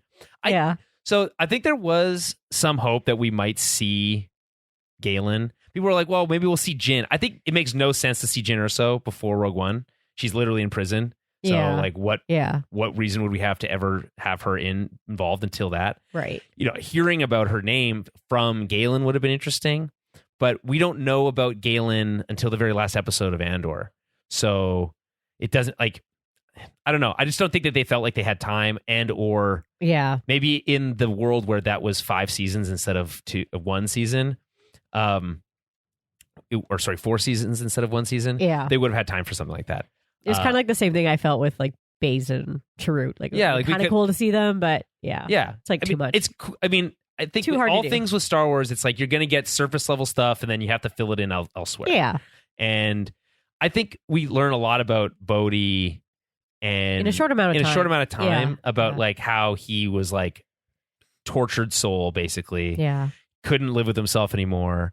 And Galen was like, the only way to like free yourself of this like torture that you're putting yourself through is to do something that's like greater than yourself. Yeah. And that's like and that's helping me get this message out to the rebellion. Bodhi in Sanskrit, this is from Travis, means enlightenment or awakening. Right. Yes. When we first Sanskrit. see him, he has a bag taken off his head, removing his blindfold, his arc being slowly to tell people the truth they don't want to believe. Mm-hmm. Yeah, I will say this. I find Riz Ahmed as a performer grating. I just don't Really? I don't really vibe with his Interesting. vibe. Especially in Sound of Metal, which I think he won an Oscar for that movie. Oh, I've never seen And it. I just like that. I did not like him or his performance in that movie. And every time I see him like pop up, like occasionally, I think when he has small roles in this one, I think he's better. But I feel like I don't really know him enough as an actor. Okay, fair enough. In other things, but cool name, Riz. Yeah. Though can't go wrong with that. Anyway, thanks, Travis. I think that's some good insight here. I mean, Bodhi naming the character Bodhi was intentional. Yeah. So Yeah. and getting him, I find in rewatching this movie when you're talking about Bodhi, what I remember from the first time I watched it was he was so annoying after from the beginning, basically through when he gets like his mind fucked with the Borgullet.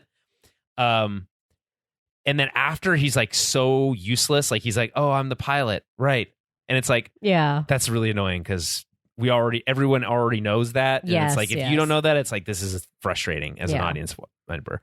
But, in like rewatch this time, I find he's like his like connection to Galen is much more like obvious and on screen.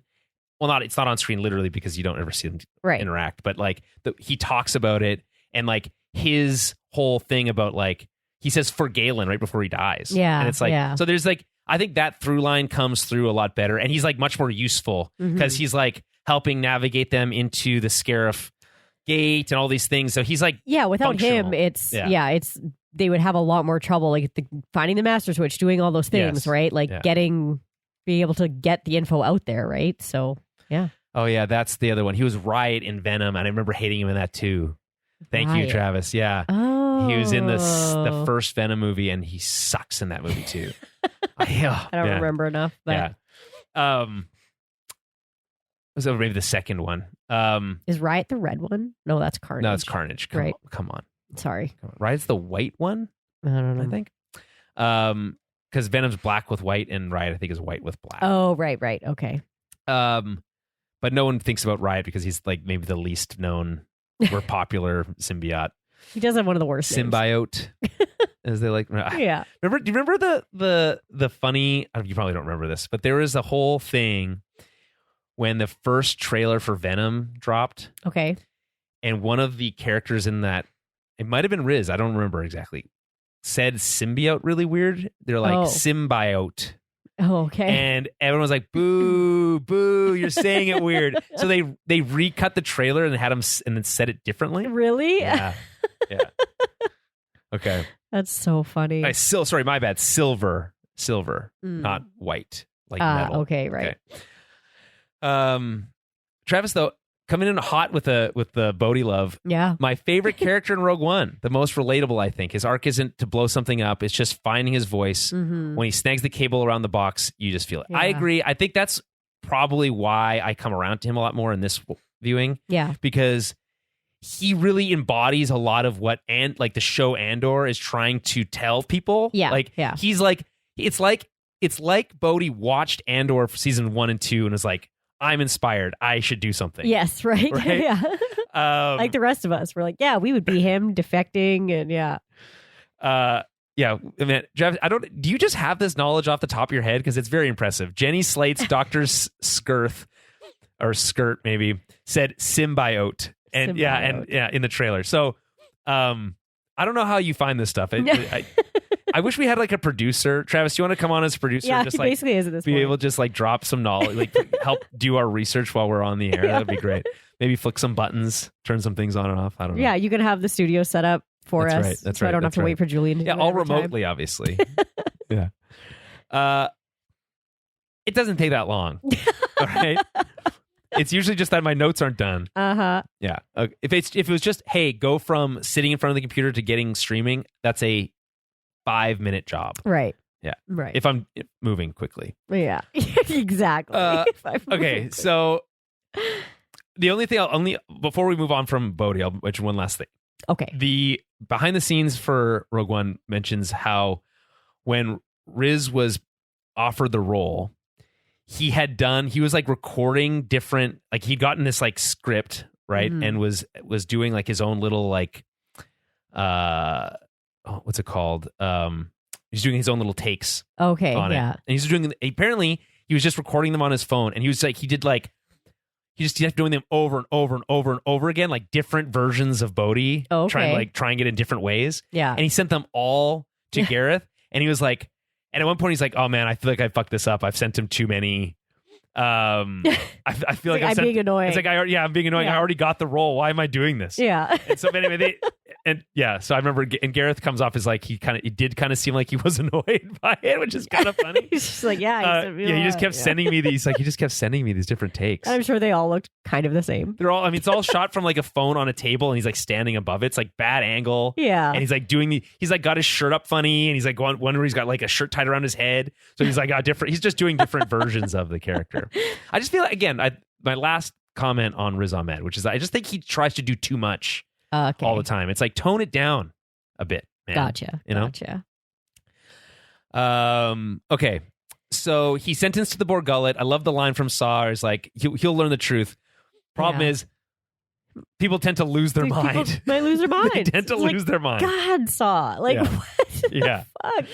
So like, he just has like no concept for like, people being assets at all. No. Like he's just like, maybe you're lying. I'm just gonna get he this assumes everyone's lying. big tentacle monster to mess with your brain. Yeah. Like, because he's so paranoid.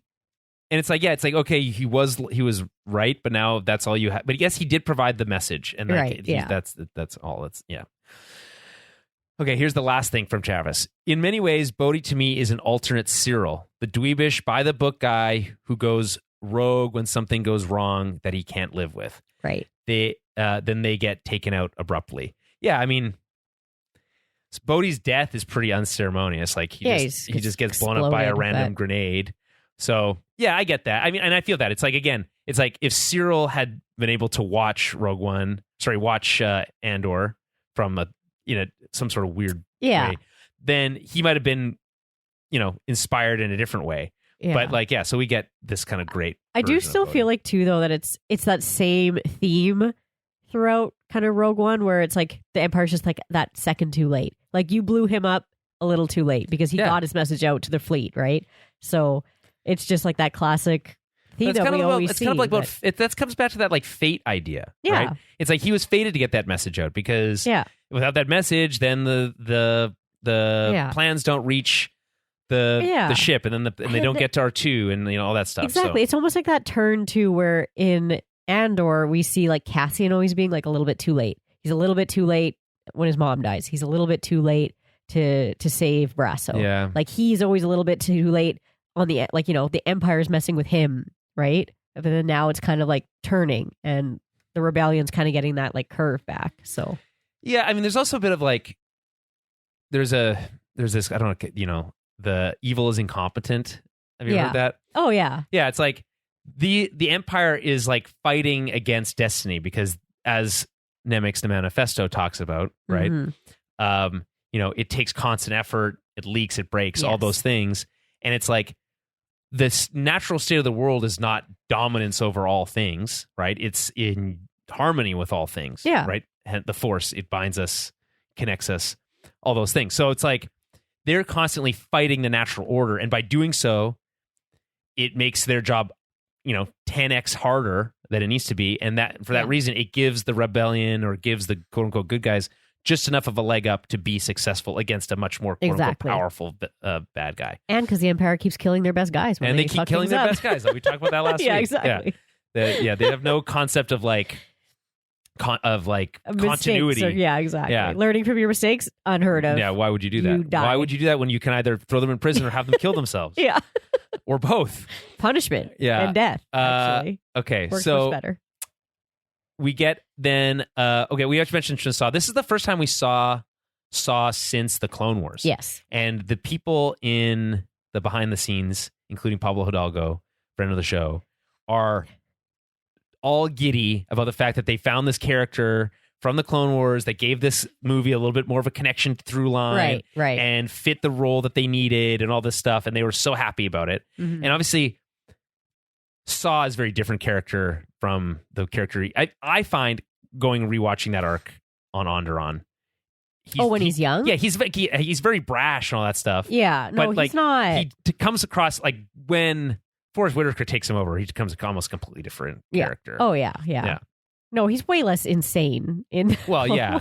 But he's like, that's right before his sister dies and all that stuff, obviously. Yeah. But then he becomes much more. And then I guess from a timeline perspective, the next time we see him is in Bad Batch. Rebels. No, we see him in Rebels. Yes, but Bad Batch would be first. Bad Batch. Oh, okay. Yes. It's the first Imperial mission. Bad Batch, yeah. Yeah. And yeah, he's the reason our boy Tech dies, pretty much. Well, not the only reason. He's part of the reason. Yeah, fuck, man. R.I.P. Tech. Yeah. Right? That's what I mean, though. He's all about results and doesn't really care how they happen. Yeah. And who gets lost in the way. Well, yeah, he just believes so purely in this concept that the Empire needs to be destroyed at all costs. Yeah. But man, really Forrest believes Whitaker in that at all does a good costs. job. Yeah, the craziest thing about Forrest Whitaker is he has this little behind the scenes thing where he's talking about deciding to go on with the characters. Yeah, I watched the Clone Wars stuff, and he's just so his voice is so calm and relaxed. What, you expect him to be? No. I'm just sometimes there's I get it though. It's so something. Different. It's he's just so completely. He's just talking so eloquently about this character and it's his depth and he's tortured and this opposite version of Darth Vader and he's got this mask and he's talking about who's he talking? Oh, Bodhi. He's talking about Riz Ahmed. He's like, I love working with Riz. He's got this effervescence. He said effervescence. Effervescence. And I was like, man, that's a great word. It is kind of those things where it shocks you. And for me, it's always when someone puts on an American accent really, really well. And then you hear the act shock, you're like, oh shit, they're brittish or they're whatever. Even Mon, who's super Irish, yes, has that when I'm like, oh yeah, she's Irish, and she says these Irish things, but then she has this super posh British accent. Yeah, right. It's just so good when you can have that. And Travis, you're a little late to the party because we already talked about Bix holding the baby, looking at the sunset, which is at the same time as Cassian looking at the Death Star, killing him. Yeah. Just making that whole thing a little bit sadder. He did mention here, though. I like how sunsets in Star Wars represents a thing people move toward for hope. Right. But the source of it is sad. Luke sees a sunset only to be standing before his dad's burning corpse. Yeah. Right? Yeah. The big part of the message of Andor was sacrifice. And this movie talks about sacrifice a lot. Yeah. Right? There's a great line from Andor. It's how so many people sacrifice everything. So many things. Right? And of course, you think about all the people that from Andor from that. Mm-hmm. For a while, my friend couldn't differentiate between Forrest Whitaker and Martin Lawrence. The version of Saw would have been something. Horrible. Tony. Yeah, that's funny. Martin Lawrence. Yeah, that's a very different version of Saw Gerrera. Forrest Whitaker is a top 10 actor. He's phenomenal. And everything he does is brilliant. And he just, again, his commitment to this character is unmatched. He's returned to play Saw so many times since Rogue One. Just so good at it. Yeah. But It's really impressive. Yeah. Okay. So he's hopping from the oxygen mask, etc. Death Star update. First time we meet CG Tarkin. Not great, unfortunately. Yeah. But I think having Tarkin here is cool. I think it is. I'd like having Tarkin more involved in a story and being an asshole. Yeah. He's the worst in instead this. of just being my favorite moment is when he's like, well, Director Krennic, I think I owe you an apology. Yeah. And for that, I am going to steal this program up. Yeah, he's just like, I'm just going to take it. right at the finish line. Yeah. Right. Oh man. I also really love, in terms of great lines about the Death Star, Vader's line of, its power to create problems has definitely been well proven. Yeah. I think like Vader's whole thing, he's never really like fucked with the Death Star. He doesn't care. Yeah, even A New Hope, he's like, it pales in comparison to the power of the Force. Yeah. Like he does not care about the Death Star. Your hokey religion isn't going to save, it's not going to reclaim the stolen data tapes. Yeah. Or have the clairvoyance to find the rebel base. Yeah. But yeah, no, I do love how Vader just does not care. Have you seen the meme where it's like, props to this guy who's calling out his colleague for his weird religion at a work meeting? Yeah. And he just choked out. Yeah, for it's it. so funny. His weird religion. I find your lack of faith disturbing. Yeah. Okay. I don't know. Yeah, it's just good. It's so good. we get CG Tarkin. He references lots of delays and setbacks. It's fun to think about some of the stuff that we know from Andor and other stuff media about how things were made difficult for finalizing the Death Star. Yeah. There's this reference to the Senate probably not being a problem once it's done, which of course we see. It's like, well, we have the Death Star now. We don't need the Senate. Yeah, it doesn't matter. They dissolve it at that time because Krennic is like, well, what about the Senate and all these stuff? It's like, don't worry about that. It's not going to be an issue. It doesn't matter because we're going to blow up Alderaan. We already have a plan. Yeah. Yeah. And then no one's going to ever say anything to us about whatever we want to do. Travis says, I think Tarkin would have been better kept in reflections from behind or just showing parts of his face. Finding creative ways to move around his face would have been fun. I still like or like hollows too. Yeah, like there's a lot of stuff that you could have done, but he's like face is front and center close-ups. I think they could at the time. I remember at the time being like, oh, this is really cool because obviously we don't have that actor anymore. Just recast him. Yeah, that's true. You could recast. The actor that they had playing his body looks a lot like him already anyway. Fair enough. You're right. They really could have recast it for whatever reason they felt like they get the guy who plays Hirt, who has the same cheekbones. Yeah, right. Yeah. But I do think if they wanted to, they could go back and clean that up a bit and make it look that's the thing. It's too shiny. We just saw a version of a very well done de-aging of Stellan Skarsgård for Andor. Yeah. The technology exists now to do it well, but if there's nothing like Star Wars, like trying to do something with technology that isn't quite there yet. Yeah, that's true. So hey, classic though. That's really one of their best calling cards. Yeah. Which is like, let's try to make an entirely CG character. People will love that. Yeah. Actually, a lot of those entirely CG characters did work. Yeah. No, credits won't be fine. Yeah. That's that stuff worked, but Jar Jar didn't. That's okay. He wasn't entirely CG. Oh yeah, that's true. Parts of him. Parts of him was in a suit. Yeah, Ahmed Best. Yeah. Yeah. What's his name? He saves Grogu. Yeah. Kelleran Beck. Yeah. Nice. Good pull. Gotcha. Yeah, that's a good pull. Yeah. So we also get some flashbacks to Galen and Krennic when they were younger, like cheersing and stuff. Mm-hmm. It's hard to tell when that would have been. Yeah. It's like, was it before it must have been before they had Jyn. Probably. Yeah. So it would have been like maybe like 20 years ago, but it couldn't be more. They couldn't, maybe at tops, it's 19 years ago. They were wearing Imperial uniforms. So it's like anywhere from between 15 to 19 years prior, you know. But I love how, is it Layla or whatever his wife's name is, just looks absolutely miserable. Yeah. It's great. Okay, so. Lyra. Yeah. Oh, look, it's Lyra back from the dead. What a miracle. Yeah.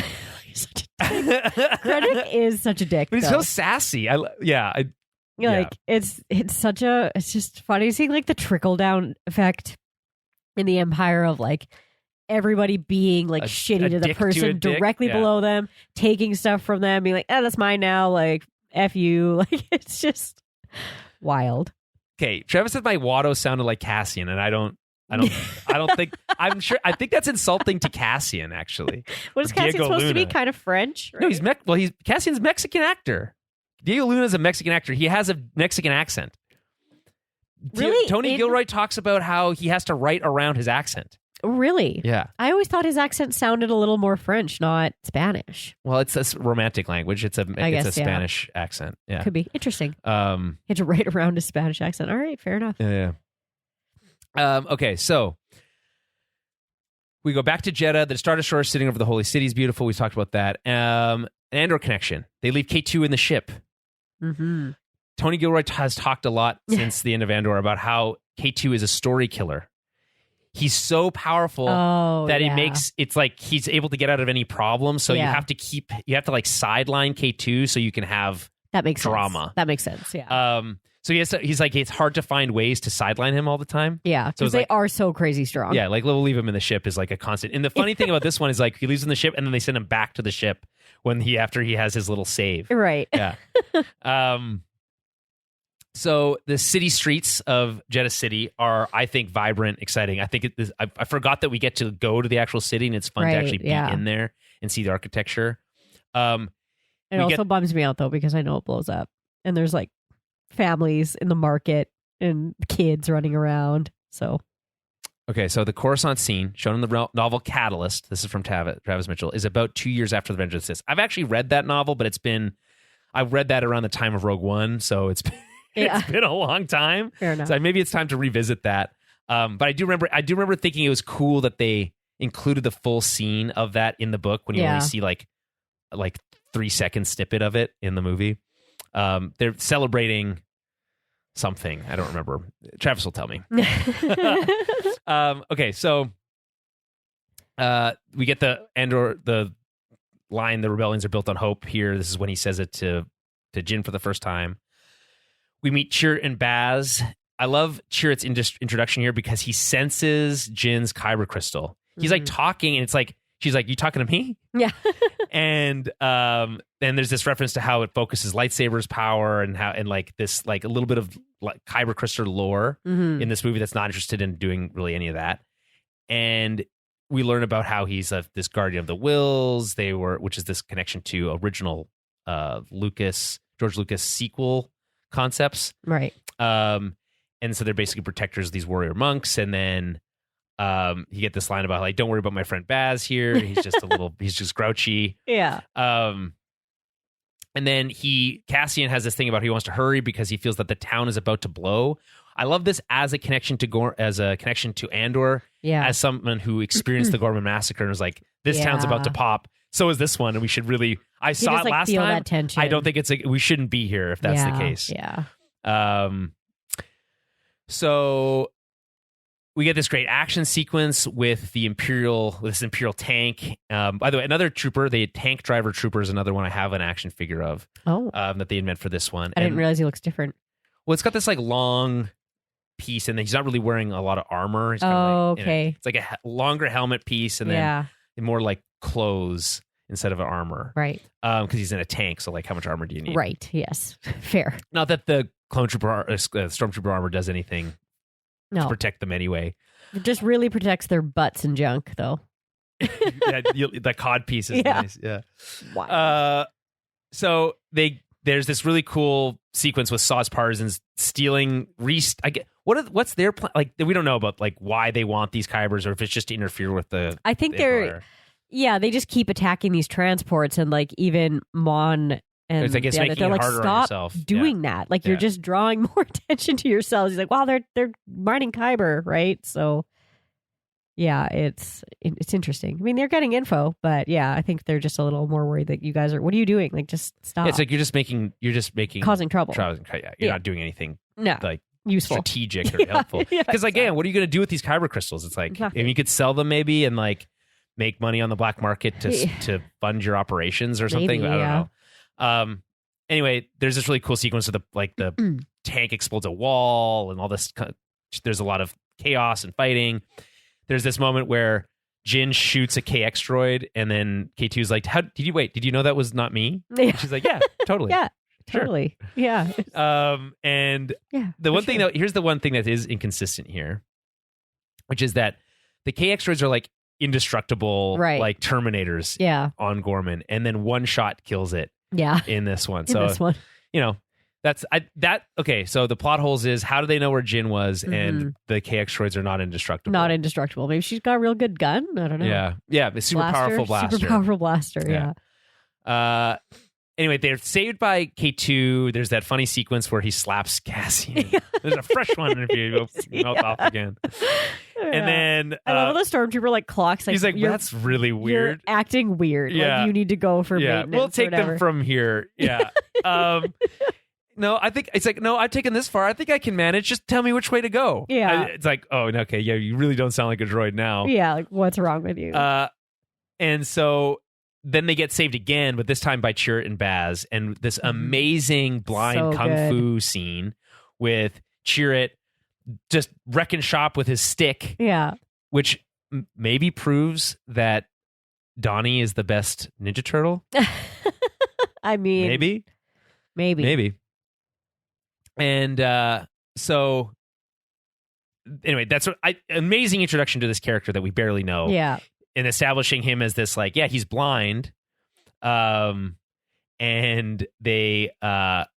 he's still able to wreck shop. And you're like, okay, so he's got this like connection to the Force, but he's not a Jedi. Right. He's this other thing. It's a cool concept that we don't really get a lot of time to explore, but you just it's established through action. It's very just like also like old school kung fu movie monks, right? Like they're with their super strong like punches, and like, it's just their different style of fighting, which I always love when we get like Japanese influence in Star Wars. And they're technically fun. Chinese actors, but fair enough. I just feel like the monks, I don't know. I always think of like old school Japanese like kung fu movies. These are great actors, and the cynical side of me is like they got Chinese actors because they really wanted a Chinese audience to get engaged with this movie. Oh, okay. And they struggle with getting Star Wars popular in China. Huh. And both things can be true, that we're lucky to have those actors here because they're really good, but also really good. They were hired because they needed a little bit more Chinese influence. Yeah. To get anyway. That's it.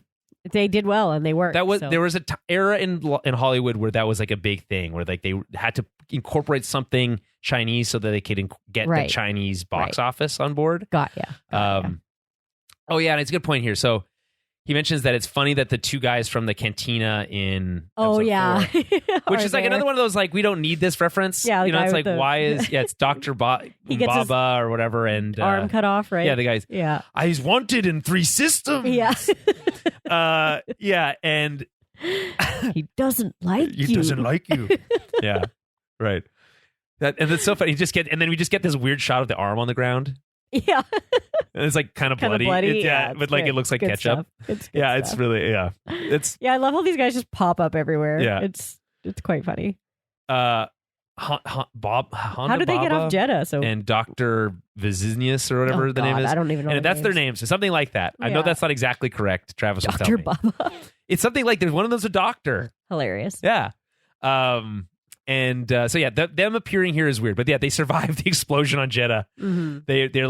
They're on their way out at this moment. And so, and then I think Travis clarifies what they're celebrating in that flashback, which is that they made the Geonosians into a sweatshop to make the Death Star. God, I don't know if that's confirmed or if that's just a funny joke, but either way, it's yeah. And also, here's a question: is the Death Star on the dark side of Jeddah this whole time, or does it arrive at Jeddah?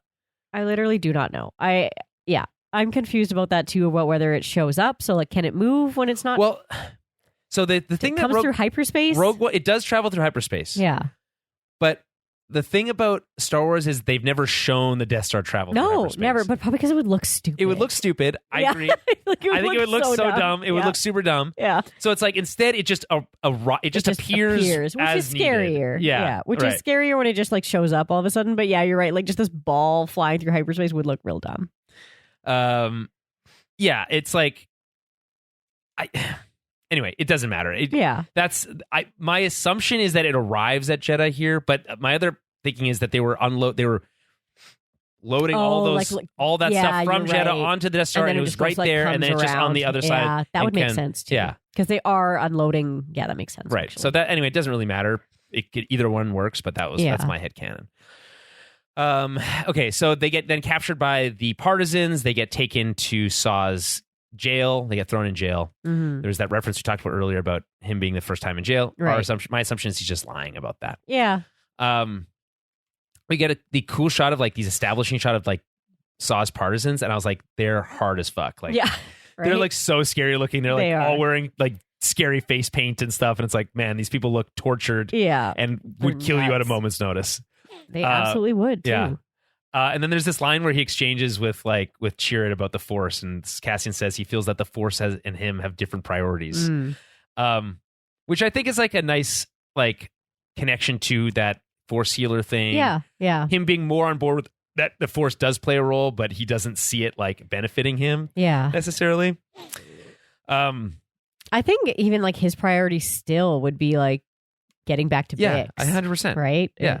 He's doing this for a reason. It's not just he's not just a true believer. He has his own life. Yeah. Jyn and Saw have their reunion, and this is the first you learn that she was raised by Saw, which again opens a lot of questions about like what kind of person Saw actually is. Right. And then or what kind of like performance he puts on for everyone else. Yeah. He does really soften a lot when he's in front of Jyn. He does. Yeah, he really does.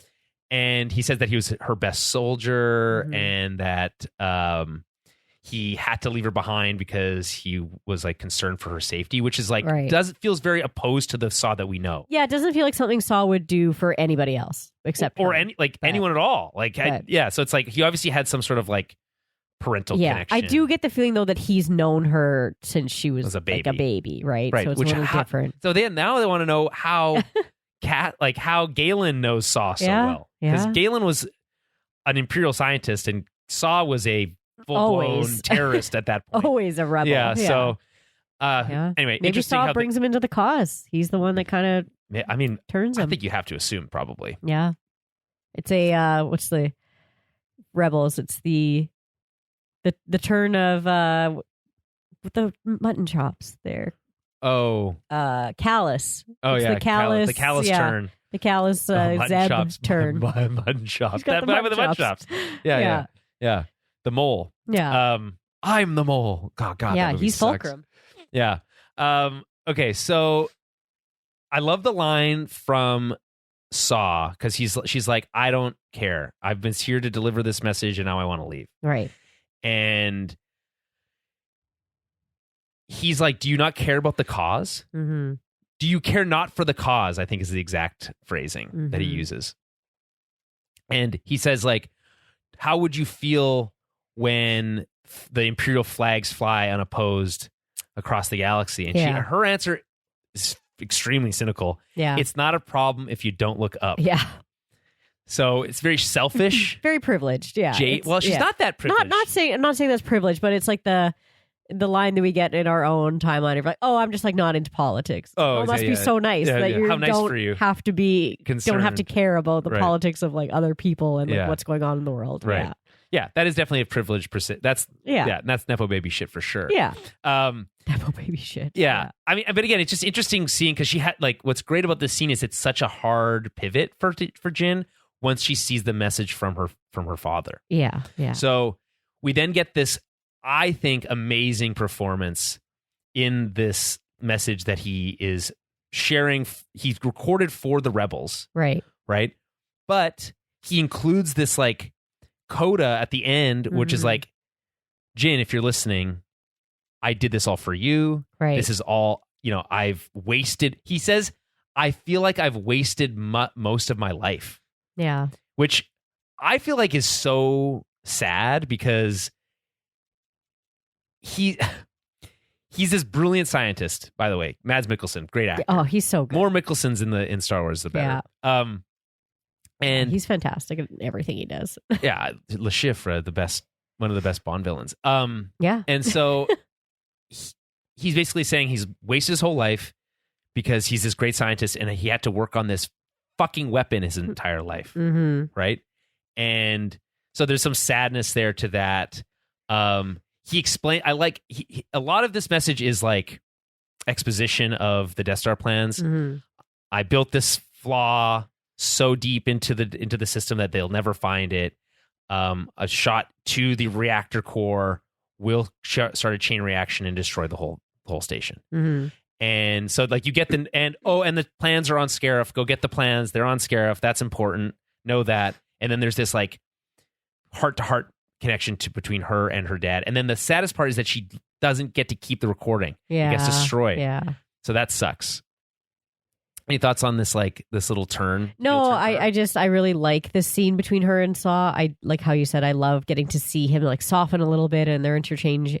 And it's nice. She obviously hasn't seen her dad in a decade at this point? 15 years. Yeah. So, getting to have this message is probably so... Oh my God. It would be life-changing. Life-changing, yeah. It's like you haven't seen your dad and you just assumed he was dead. You're getting a little jaded and like this is the last message he gets. No, not necessarily the last message, but, I love that he says he learned to lie. Learned to lie, yeah. I learned to lie. He's a bad liar. Right. He said, I learned to lie. I played the role of a defeated scientist doing what I was told to do, but I was secretly working in the background to fuck with them. Yeah. Calls her his Stardust again. Oh, yeah.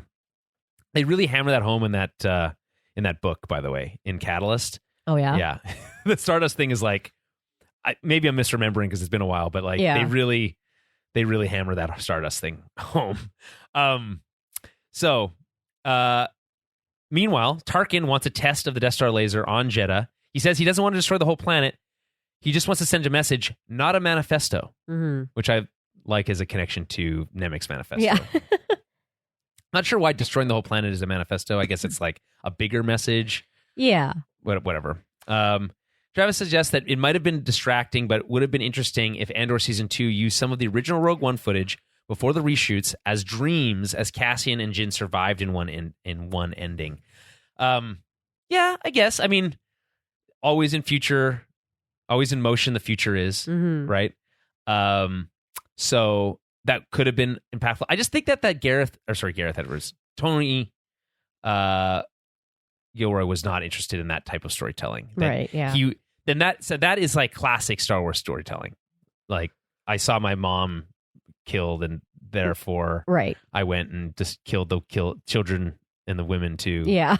Yeah. And so like that kind of stuff, works, I think, in a more force-heavy story, and it's just not the story that they were telling in Andor. Okay, so they do test the laser. They destroy Jedha City, and this is the first time we ever get to see the Death Star used in a way that doesn't destroy a planet, and it looks incredible. Yeah. There's this great line from he's like, "Oh, it's beautiful," that Krennic says, and I kind of agree, right? Like in a kind of like morbid way, but it's like the way you see this, like the shockwaves going out and like the explosion reaching up into the atmosphere. Yeah. And like, it's like beyond a nuke. It's like 50 nukes, 100 nukes going off at once. And it's a single reactor explosion. And it's so obviously, like, again, the great line from K2, it's like, we have a problem on the horizon. Yeah. There is no horizon. There is no horizon. Just it's like a wave of like Earth. The planet crust is like peeling back, and like it looks like a tsunami of like planet. Yeah. So that's why I thought that maybe most of the partisans were killed, because how did they get away in time? Yeah, I don't know. I mean, some of them must have. Some of them must have, but I love how overwhelming Galen's message is. It takes dense exposition, it presents it as such, but it's the last thing Jyn gets to hear. Yeah, he's very concise, and like he's like, I need to get this message across because it's very important you know the technical details of how this works so that you can execute on it. Yeah.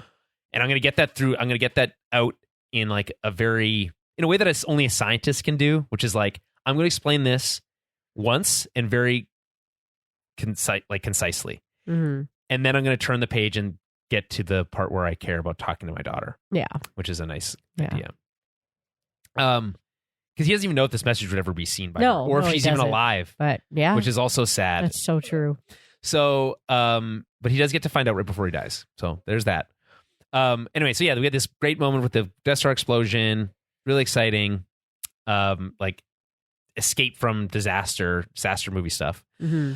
Then Tarkin says he owes an apology, and the apology is taking over the program. He's like, oh, this thing's pretty cool. Yeah, he blames recent security breaches, right? He mentions like Bodhi, which that's, I think, what the movie was referencing. But now it's like, oh no, now we can think about Andor in context of that too. Yeah, exactly. You can go all the way back to Partagast and everything else. Yeah. And he calls him not fit to be a military director, which I do think is interesting because he's not really a military director. He gets some military assets that he has at his command, but he's more of like a project manager. Yeah. He's like a really important project manager. Yeah, like an engineer. Yeah, kind of. And so he's overseeing the construction of this project, and like we don't know his schooling or where he came up or how that stuff works, but it's like there's this bit of like Tarkin being like, you're not suited for this. Yeah. Like it takes a different, personality. Someone who's much meaner like me. Yeah. Anyway, so they escape and they need to get to Iadu. I call it Iadu. In the movie, they call it Edu. Edu, yeah. But there's an A in there, and I think Iadu sounds cooler, so I'm just going to do that. Anyway, they confirm on the way. They confirm the existence. This is a connection to Andor also, because they say when they leave on his U-wing that it's getting fitted for hypercoms next week. So he uses those hypercoms to contact Yavin, and at Yavin, they're like, oh shit, Jedda's gone? Yeah. Okay, that's crazy. So it's real. Yeah. Bad news, us. Continue with your mission. Go kill Galen. And they're going to the Kyber refinery, which is on Edu. Edu, by the way, is mentioned. That was that science facility that they mentioned in Andor. I couldn't remember what it was called at the time. Oh, right, yeah. And Krennic is also going there after the test, but it's like it's less clear why he's going there. But I think the reason is he's going to just tie up loose ends. Yeah. The laser works. We don't need these engineers anymore. Right. So we're just going to kill them all. Yeah. Which feels dumb because it's like, okay, what if... Well, and because there's like a data leak or security breach, right? Right, I guess. That was like, go tie up these loose ends on Edu, I guess. Exactly, that's right. yeah. It's like there's a leak somewhere there. Figure it out. Right. Yeah. I think he uses an excuse to tie up those loose ends also. Yeah. So again, just another sequence of, we're at the same place as Krennic, but we're not aware of it. Yeah. So we have this like Bodhi stuff where he's like coming out of him being so fucked up from the Borgullet. Talks about how Galen told him he could make things right by helping the rebellion. It's like this nice moment for them. They then crash land on the surface in a storm. They can't be reached by Yavin because their radios are down. So they send a squad of X-Wings and Y-Wings. I always thought that sequence was cool. Scramble the squad or whatever they say. Yeah. And they get up in the air. I think it's Blue Squadron that comes in. And then you get this great moment where Chirrut asks if Andor looks like a killer. Yeah. And it's like, what he's like, everyone's like, why are you asking that? Yeah. Well, the Force like moves darkly around someone who's about to kill. Yeah. Right. And then that tips Jyn off to this idea that he's there to actually kill her dad, not rescue him. Right.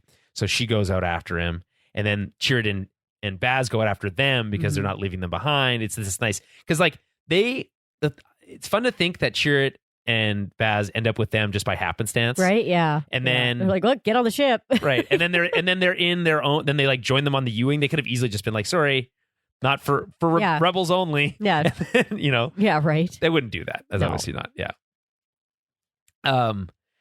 And so they just become like this de facto part of the team, and to the point where they're given command of squad. Of a squad. Later, I was like, what? Come on. That seems a bit much. They saved them a couple times at this point. Yeah. So. Yeah.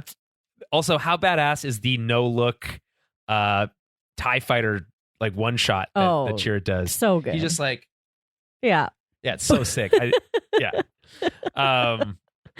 he's using like a bowcaster too. It's like badass.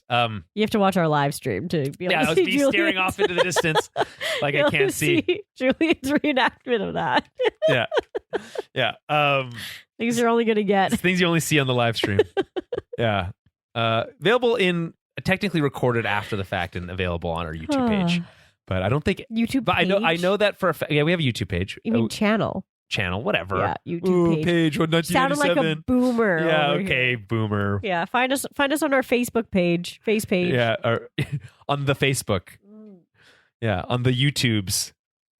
Yeah. Boomers always add S's to things that don't have S's at the end for some reason, and thes in front of things that don't have thes. Yeah, my mom calls it her face page.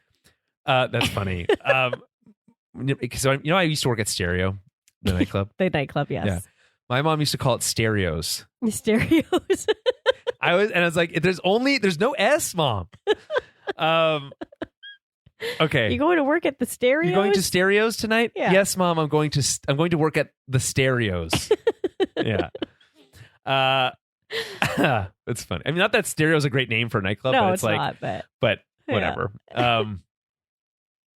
Yeah. Chirrut and Baz save them. This is from Travis.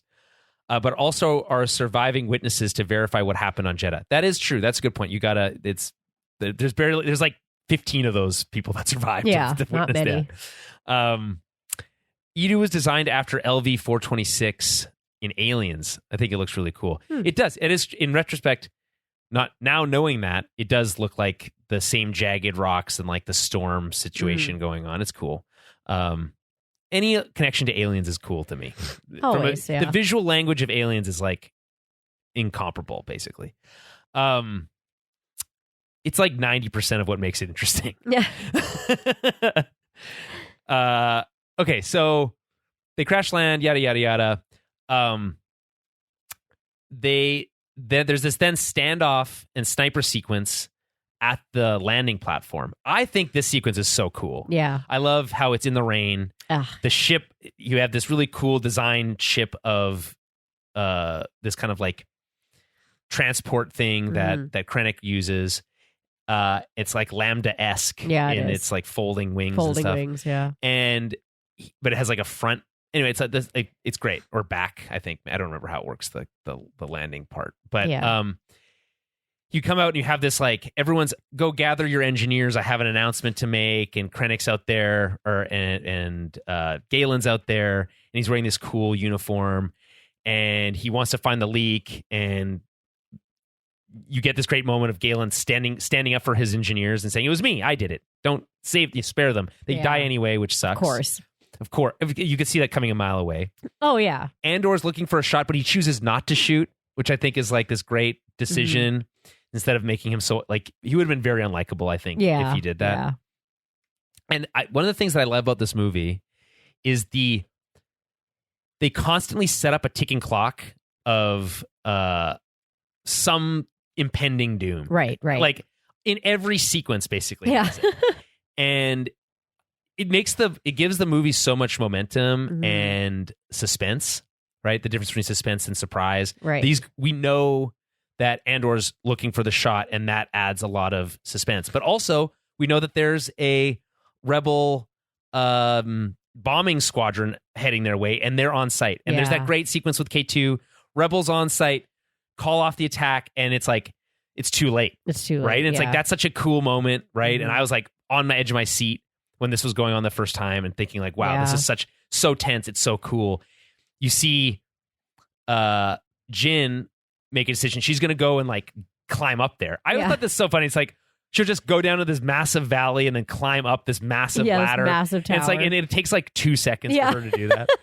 But it's like, it's movie magic. You just got to cut around that stuff. So, and then she gets there just in time to see the rebel squad drop a bomb and kill her dad, basically. I love, like, and that's such a cool moment watching that bomb land and hit that platform, not hit Krennic's ship, which comes out unscathed, but basically causing havoc everywhere else. Sorry, Travis says, this was the scene in the theater where someone let out the worst fart ever, and it almost ruined the scene.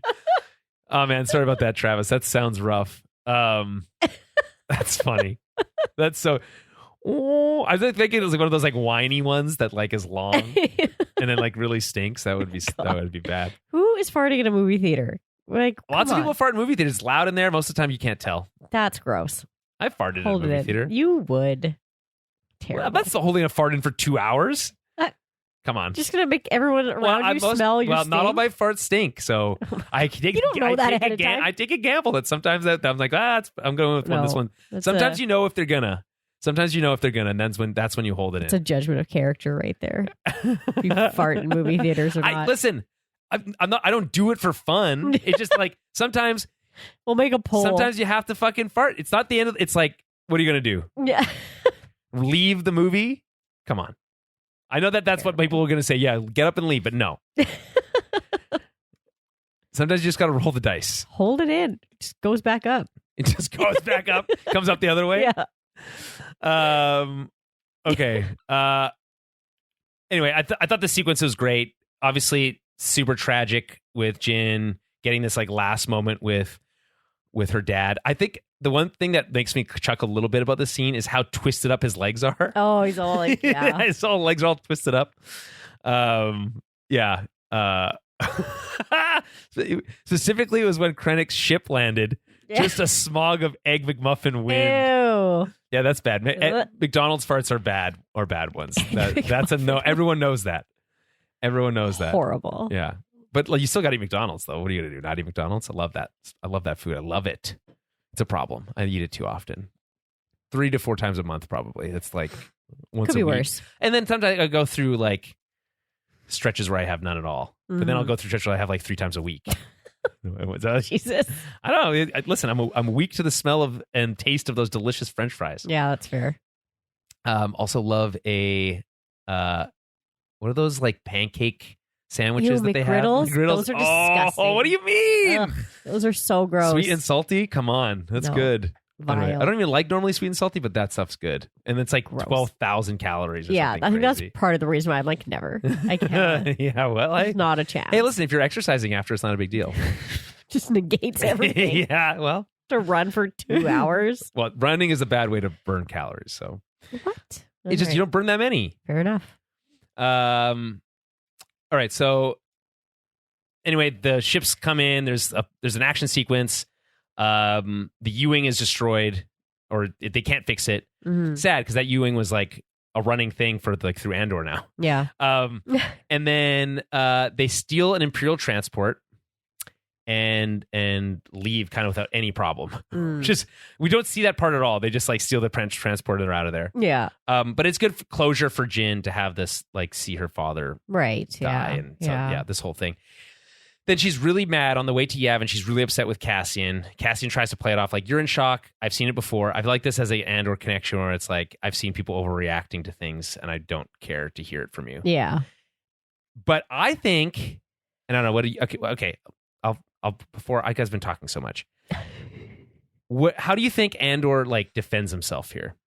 Oh, I think with him, it's like, you just joined the rebellion. Like, you don't understand what sacrifices need to be made, what things need to be done for like kind of like the greater good, right? Right. Like, it's just very much of like, you just got here, you're like, new. who are you to say? Yeah, how dare you look down on me when like you don't even know what this is about? You don't even want to be in this rebellion, basically. Yeah. Like, yeah, you're making things difficult. I think he's right, though. Yeah, like and she's right to be upset that he was trying to kill her dad. Yeah, but like it wasn't his idea, and he's right. He said, "But I didn't. I didn't. Said, I could have, and I didn't." Yeah, and she's like, "Well, okay, fine." Yeah, and it's like, but he's right. Whatever. Like, she has no idea what he's lost, what he's been through, and it's a lot. We know how much it is at this point. You're not the only one who's lost everything. Yeah, obviously, great connection to Andor and everything that show's about.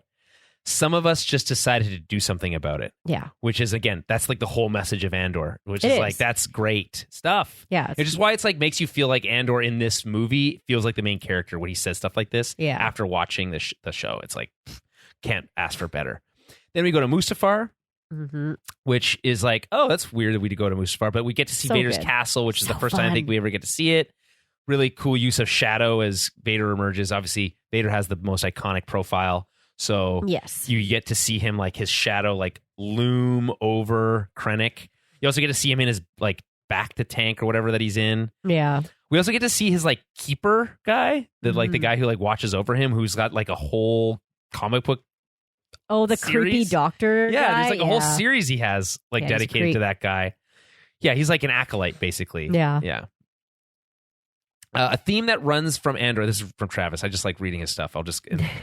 A theme that runs from Andor into Rogue One is how the deaths of these characters always is anticlimactic, but their death is not what we're supposed to remember. It's their best moments. Yeah, yeah. It's the building. Their actions allowed for someone else's actions to do something that allowed for someone else's actions to do to get to the moment where Luke is able to destroy the Death Star. Exactly. It's that trickle effect. Right. Yeah. The other podcast I listened to with Joanna Robinson and stuff on The Ringer, they talk about it as like a relay race. They're passing, like a baton. Yeah, passing the baton. Yeah, exactly. Right, And again, it's like these characters are they're making the ultimate sacrifice in pursuit of that larger, greater goal that is bigger than themselves. Yeah. Right.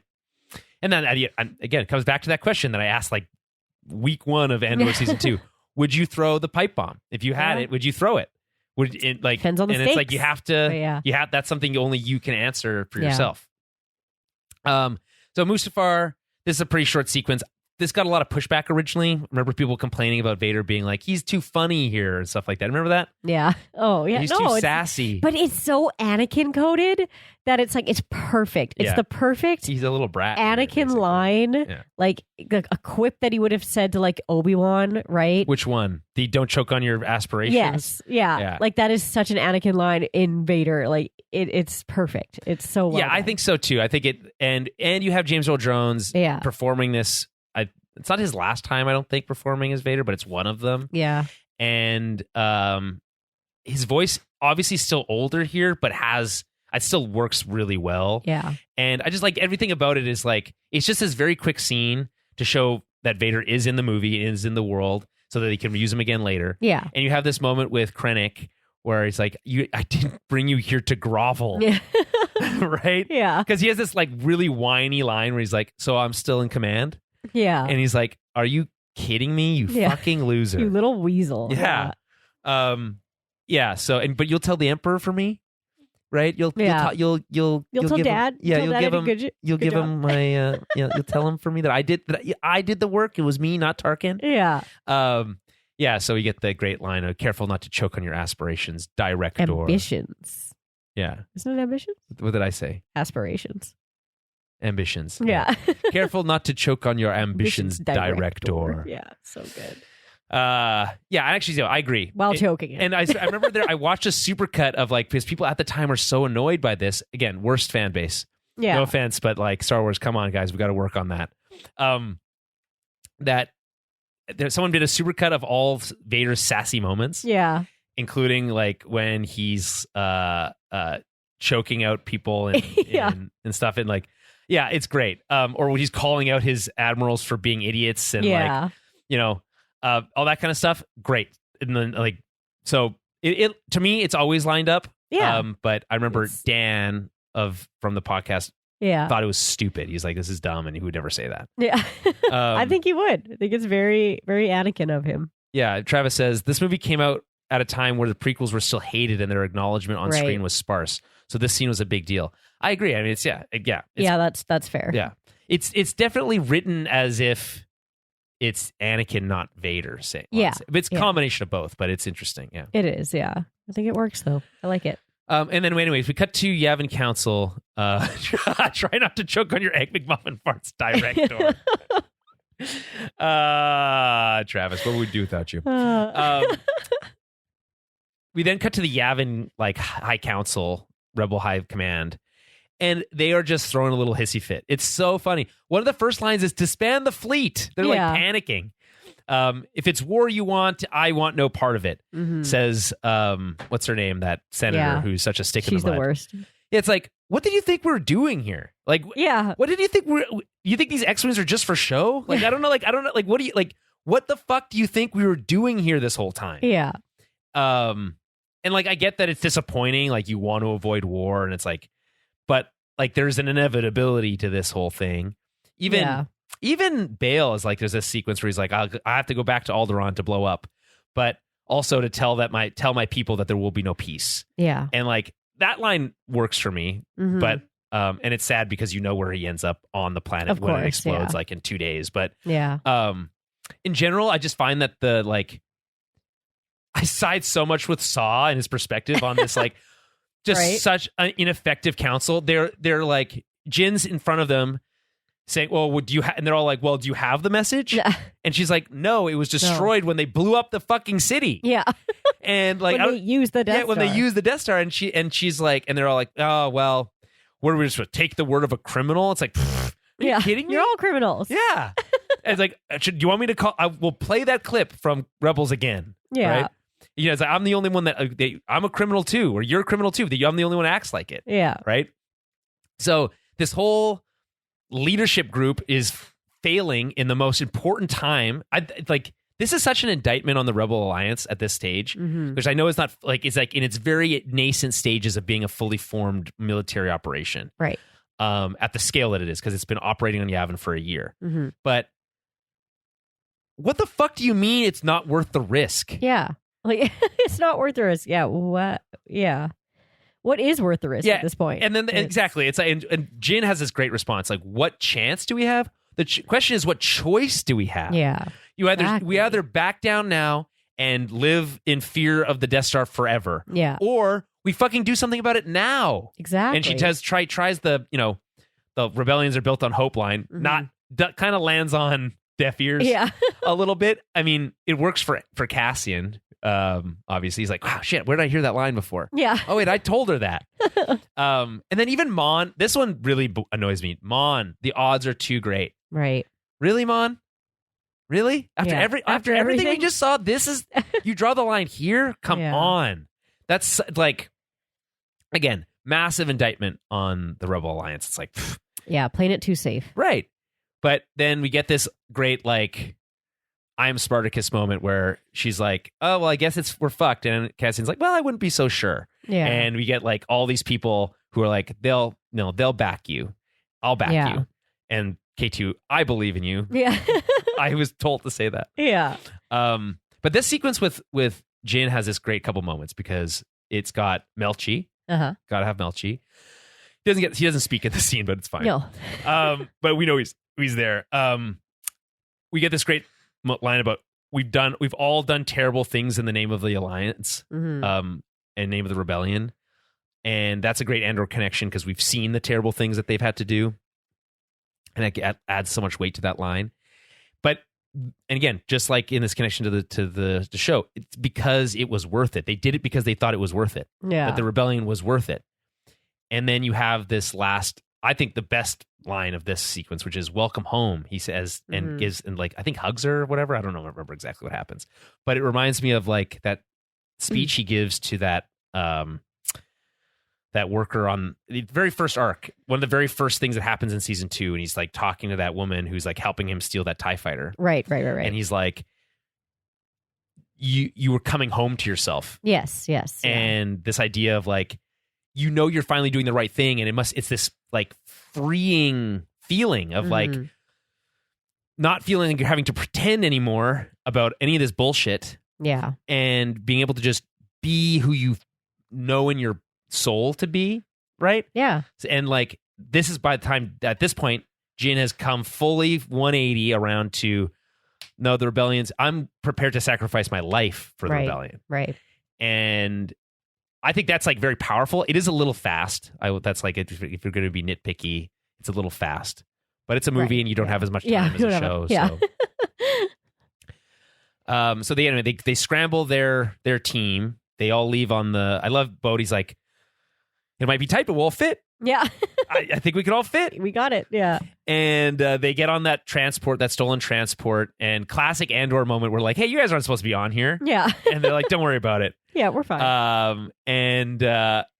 So they all board. They're like, what's your call sign, pilot? And then you get the Leo pointing meme. That's the name of the movie. Rogue One. And you mentioned K2 being like, there is now. Yeah, there is now. Yeah. Which is great. And that like, the cynic in me is like, boo, that's lame. The Star Wars fan is me like, sick, that's so cool. Yeah. Boo, that's lame. Yeah. Han Solo. Yeah, no, that sucks. Yeah. That's not cool. Yeah. Han Solo. by himself. Yeah. Alone. Yeah, Han alone. Yeah. How different would that be? So funny. Travis says, the actor who plays Melchi probably had the most unexpected phone call of his life 10 years after he finished Rogue One. Goes from background character to such an important part of the show. I mean, yeah, he is an important part of the show, but I wouldn't say he's like a massive, he has a larger role in that scene at the end of Narkina 5 stuff. Yeah. He plays a larger role there. But then in the second season, he's like, he has the one mini arc where he goes to save Clea. But like, other than that, I mean, it's not that huge of a role. Still, but though, you're right. 10 years later, but you get to come back to Star Wars. Compared to the amount of lines he had in this movie, it's night and day, 100%. Yeah. it is fun to see Melshi here and like get to make that through line. Especially seeing him join the rebellion. I love that moment in Andor where he's like, that belongs to me. Yes. And it's like, oh, he's finally like, because there's that line that he says to Andor at the end of in season 1 where he's like, people need to know. Like, if you spread the word, like this is crazy. Yeah, like what happened. And like that's a through line through the show as well. We hear them repeat that, like, we got to get the message out concept.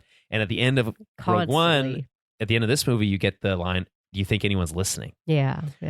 And I love that. Yeah. As a through line connection. And like, I don't know if Tony Gilroy went back and watched this movie and was like, that line is a through line, that line's going to be a through line, that line's going to be a through line, and then reverse engineered it. You never know. But like, or it's just like works or coincidental or whatever, but it's brilliant. Yeah. So, man, I know I said this before. I just feel I'm so happy to get to talk about all Andor and Rogue One again in this context, and sad at the same time that we won't really get to talk about it again going forward. But it will be forever referenced, maybe for all time. So So yeah, Cassian backs Jyn. They take off. There's a line from Mon and Bale where they're like, "Go talk to your Jedi friend." They're referencing Obi-Wan there. So Scarif. This is when we enter the third act. We introduced the planetary shield. The shield in Scarif is kind of confusing to me because it's entire planetary shield. Typically, that needs to be powered from the surface, right? Which we know in Andor and like that kind of stuff. Yeah. Or, not Andor, but Rebels. Yeah, Rebels. Rebels talks about Rebels talks about it, but like on Endor, not Andor. Yeah. Sorry, that's why it's very similar. On Andor, like they go take that shield generator down, all that kind of stuff. And this is an entire planetary shield. So, and the way they take it out is by taking out the gate. Yes. So that's a little confusing to me, but that doesn't really matter. It's just like the script needs it to be that way. So that doesn't need to. That's how Star Wars works. It doesn't need to always follow consistent rules. Yeah. As long as it's a different kind of planetary shield. Yeah. Testing this one out. Yeah. Well, and this is an Imperial like secrets. Yeah. So like maybe they have like special technology. Yeah. Anyway, they have to come in through the shield gate, pretend to be Imperials. It works. I love a fly casual scene. In Star Wars. It's like one of my favorite go-to like Star Wars theme. That's not even a theme. It's like a trope. Yeah. Where it's like, we got to sneak past the Imperial blockade in some way. We have to send some sort of code or pretend, cloaking or whatever. Yeah. Exactly. Signature codes. Yeah. But like, I call them fly casual scenes because it's that a great moment. I don't know. Fly casual. Yeah. By Han alone. Says it. So that's great. Big fan of that. Jyn gives a great pep talk here, which I forgot about this, but in rewatch, I'm like, oh shit, this hits. Mm-hmm. I mean, again, don't know for sure who did what, but I'm gonna give Tony Gilroy some flowers here because it's great. She talks about how Saw Gerrera said one fighter with a sharp stick can win the day. Yeah, love that line because again, she grew up with him, so you get that direct connection. Like here she is being a military leader. Yes, it makes her as a more compelling character. It just comes a little late, probably. And then she has this whole bit where she's like, we'll take the first thing, and then we'll take the next chance, and the next chance after that, until we'll run out of chances. Yeah. Or we win. Until we win or we run out of chances. And I just think that's like a brilliant like philosophy to take for a mission of this type, which is like, we only are given as much luck and fortune as we are given. Yeah. And that we are fighting a much bigger opponent than ourselves. So it's all about winning each individual battle that you can win and then moving on to the next thing that you can win. And I just think it's compartmentalization. It's like all these ideas that we know are like functional in terms of like how you actually accomplish large tasks. Yeah. It just, and then you have this like make 10 men feel like 100 is like a great moment. And then they do. And it's like, oh shit. I get goosebumps as like I'm seeing the explosions go off around the beaches, and I'm just like, oh shit, this is happening, and like the like the battle sequence starts, and I just get so excited because we get the Rebel theme comes in like massive way. Not right now, but later we get like ship to ship combat, we get ship to ground combat, which we rarely ever see in Star Wars. That's true. And we get this and the design of the soldiers, which is very different, I feel like, from what we see of most rebel soldiers, because they're usually wearing those baseball hats with the flaps. Right, with the flaps, yeah. Is they're wearing World War II helmets. Yeah. And it looks really fucking cool. Yeah. That's my entire commentary on that. I do like when they I think this is a Bodhi thing too, where they're calling in to. Oh, yeah, he's you tell them this thing. You tell them we're overrun here. Right. So it just sounds like there's shit happening everywhere. So they're panicked, right? Yes. Even though it's not that many of them. Power it's doesn't awesome. panic. Yeah. Yeah, that is he's look, you get on the line and tell them that that Dock 5 is being overrun. Yeah. It's wild. Get back up to Dock 5 immediately. Yeah. So it makes sense. They're splitting up their forces at that point. So it's easier for them to take more of these guys out. We should back up for a second and say, what is the plan exactly that they're doing here? I think, as far as I can tell, it's to cause chaos. Yeah, cause a diversion. And be a diversion to pull resources away from the vault where they can get and then again, it's take the next chance. How do you get the plans out? Yeah. Right? If you're lucky, maybe you can get back to the ship. But even then, if they close the shield gate, then you're kind of trapped. Yeah. So they need to get the ship. They need to transmit them. But then you need to get a signal out, and the only way to do that is to use the big signal tower. Yeah. There's a lot of MacGuffins here, but it really more feels like military strategy, goals that they need to achieve to accomplish the larger thing. Exactly. So get the message out, get the shield down, transmit the plans, cause a diversion. Not necessarily all in that order, but that's the main goal. And there's 20 of them? Yeah. Maybe a little more, but it's not many. Yeah. I love how they're oh, you must be here for the inspection. Yeah, they're just down here. Yeah. Just down here. Yeah, I know. And then they're just instantly killed. Yeah. I also find it funny how the Imperial officers who are manning the gate see two completely different people come out wearing their but they have no questions. They're asking no questions there. They got and Andor's got his Imperial stance down pat and definitely. The hands tucked behind the back and all that stuff. So another thing that gets me going is when they guy on the radios in Yavin, he's he gets them, he intercepts a message and he runs over to Mon Mothma and he's Mum. He says Mum, but it's ma'am in the in the subtitles, but it's it's just so British to call British, the mum. The mum, and he's Imperial transmission intercepted, rebel activity on Scarif. Yeah. And she's oh shit, they did it. and then they do this thing that always gets me excited, which is someone yelling something and then someone yelling that same thing louder. Yeah. Which is scramble calling the fleet it down the line. Scramble the fleet. And sick, because Raditz, or is it Admiral Raditz? Yeah. Raditz. He's already up in his ship. He's he's already ready to go. Yeah. he was never gonna listen to you fuckers anyway. Yeah. They scramble the fleet, which and the term scramble the fleet is cool as hell. Yeah. Then we get R2D2 and 3PO being they're going to Scarif. They never tell us anything. Yeah. And it's well, do we really need 3PO here? Yeah. But I guess we should mention also there are two main references to rebels in Rogue One, which is Chopper appears on the rebel on Yavin. You see him, and there's a General Syndulla call over the radio. Oh, okay. Yeah. And it's important to remember this time in Star Wars is very exciting. Rebels was in full swing. They were doing this connection between this movie. Rogue One was a massive success. Everyone was very excited about Star Wars at this point. Yeah. The cynicism was at a low level. It became much worse following episode 8. Yeah. Okay. They scramble the fleet. The kind of things really pick up in earnest here. Melshi gets his first line. The battle starts.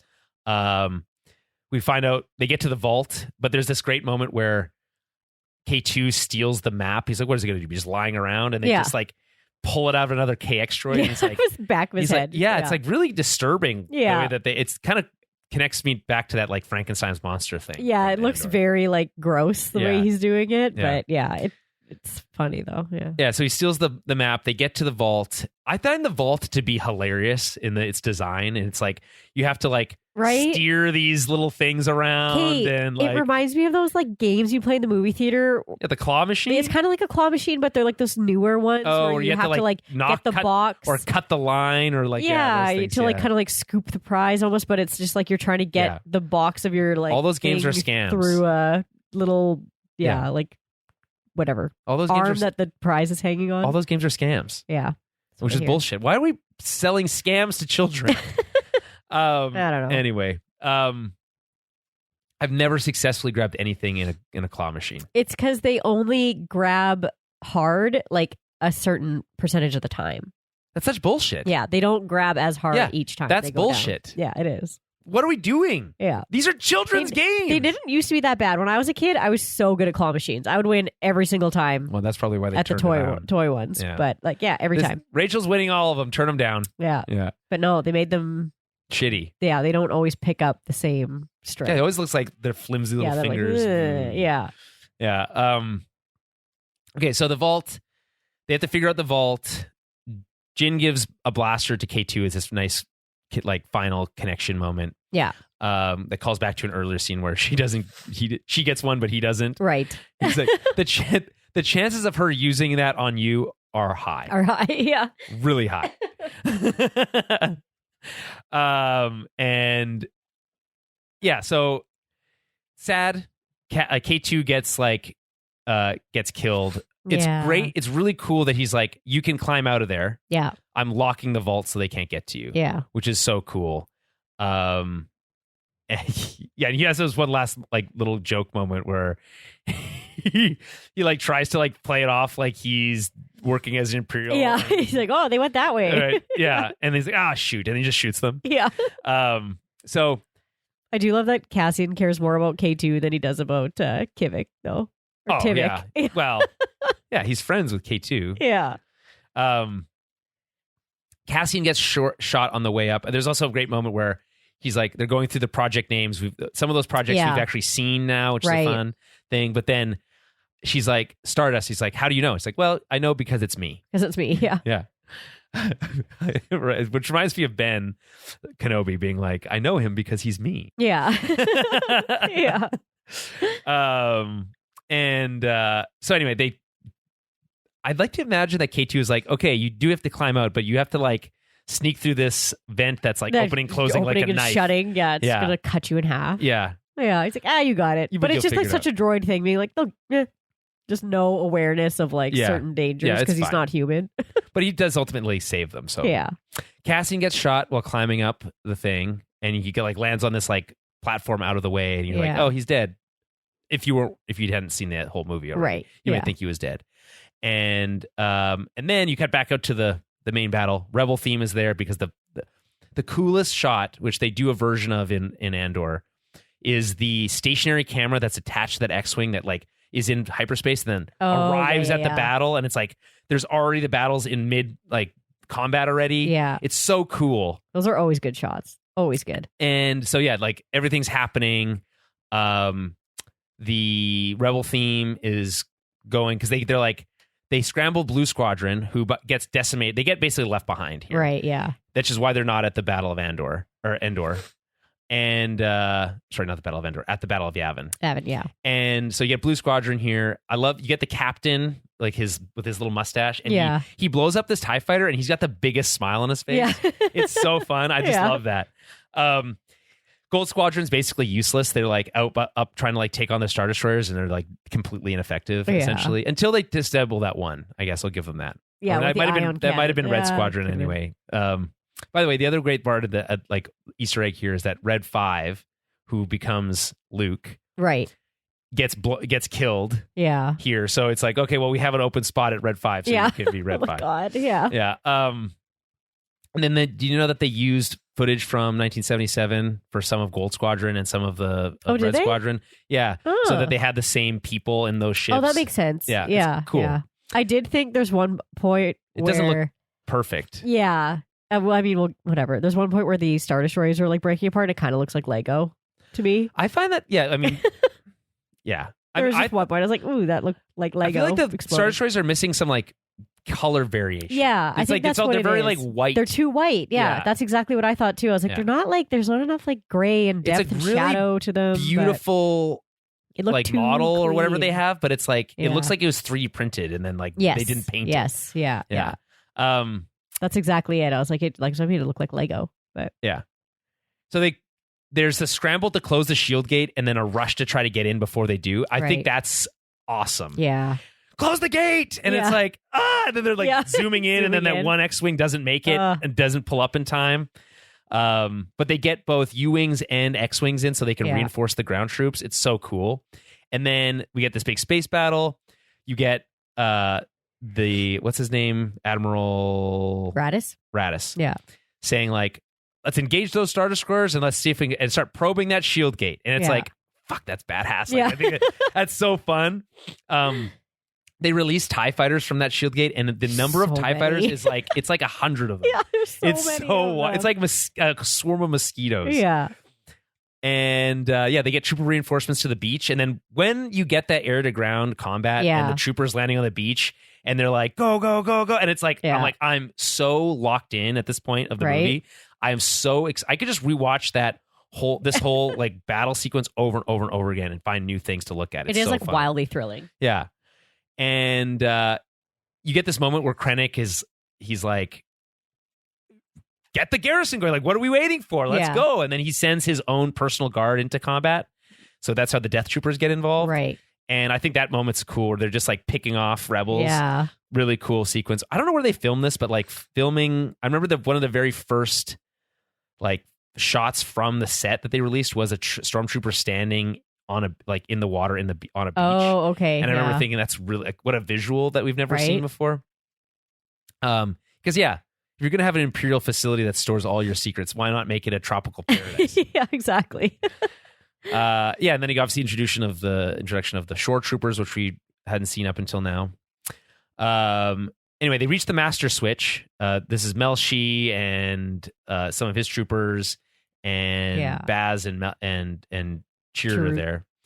And they get their last stand moment, which is so cool. Yeah. I love it. There's that moment where that rebel's like, I'm going to make a break for it. Yeah, and then instantly killed. Shot immediately. Instantly killed. Yeah. But then this amazing moment where it's like the Force is actively at play here in a movie that doesn't really care about this because Chirrut just goes out and he just walks through blaster fire as a blind man. Death Troopers too. And from Death Troopers. And he just gets up to the console and he's like, oh, there it is. And then like turns the thing, which gets the message, which allows him to get the message out because it takes all these little moments for this to all work. It's not just what Cassian and Jyn are doing. It's not just what the ships up in orbit are doing. It's like all this stuff is really cool. Yeah, and literally like all this just to be able to like tell the fleet you have to take out the shield, so that we can transmit you the plans. Right, like, right. It's just like it's the tiniest piece of information that they need. Yeah, there's this one little there's this little note about how the file size of the transmission is too big, so they need a specific way to do it. Right. And it's like, it feels a little like clunky, but it doesn't really matter. Yeah. They don't really spend a lot of time on that. That feels like a leftovers from a previous version of the script. Yeah. And you get this great like sequence, I'm one with the Force is with me. Mm-hmm. That like has been reused since. Yeah. And it's really like touching this moment. And then you see Chirrut get killed. Yeah. And Baz like cries. It's like this whole thing. He's like, and then he repeats the "I'm one with the Force is with me," and you get this moment. Takes out so many guys, and he's just like, and he's using it as like a Gatling gun, but like a shotgun. Yeah. His whole backpack gun situation is very cool. It's very cool. But then he also gets to shoot. By the way, Baz also gets to shoot a rocket launcher at an AT-AT. Yeah, and it doesn't even do anything. You mean an AT-AT? Yeah, an AT-AT or an They call them AT-ATs in this one. That little like alien guy just yells. He's like AT-AT. He looks like a frog. I love that. There's like you can just make it both work. I don't care. Yeah. That moment's cool too because he shoots the rocket at it and then hits the head and like turns the head and then looks and it doesn't do anything and then immediately an X-wing comes in and boom, boom, boom, boom, and takes it out. I remember that being a part in the trailer was like them shooting the AT-AT and then it like turning and looking back at them. It's a great visual. It's really cool. Yeah, because they do kind of look like big dinosaurs, right? Yeah, and 100%. It is very interesting to see it kind of used in that way. But and these are like transport AT-ATs that are like not fully equipped. Right. So like some of them have like a big open space because there's like supposed to be like stuff in there. Yeah. So that's all that stuff is cool. It's just like little world building. But yeah, then you get this like last moment with Chirrut and Baz. They kind of like go down together. Yeah. Which is really nice. Not like nice that they die, but it's like a touching moment. And then we get the ion torpedoes on the Star Destroyer, which takes out that Star Destroyer. And at the same time, they get the message up to the ship. I love Raditz, by the way. Yeah. Who he gets the message and then he looks down. Yeah. He like looks to see where the message coming from. I think that's the design of the Mon Calamari ships where they have this like floating chair. Yeah. That like can look down towards the the surface of the planet. It's just a very cool design. It's like a boat with like, you know, when you have the glass bottom of a boat. Yeah. Yeah. It's like, but it's like makes sense from so you have a better view of the battle and stuff. And he's like, okay, we've got you, like, we've got your back. And then his whole thing where he's like, Rogue One, may the force be with you. We're fucking out of here. Yeah. It's a little rough, especially because his ship doesn't actually make it, which is another thing that's like, oops. Which I guess, is it his son is Akbar? Is that how that works? Or no? They're just not related? I don't think they're related. No. Okay, well, sorry, my bad. Nephew, maybe? I don't mean to be... speciesist? I don't mean to be speciesist. Yeah, maybe look that. Yeah, let's look it up. Yeah. I think Travis is clocked out, so we need someone to step up. Yeah. And so... Bodhi gets the stuff out. He has that cool like backpack with the cable in it. He hooks it up. There's these rebels making these sacrifices. Okay, not related. Okay, cool. They do look very different, obviously. Yeah. Different colors, but anyway, I do like there's these moments where Bodhi needs to get back to the ship so he can make the call, but then there's these rebels who are like, I need to give him time to do that, and they like sacrifice themselves. In these like firefights with the stormtroopers. Very cool stuff. And anyway, he gets the message out.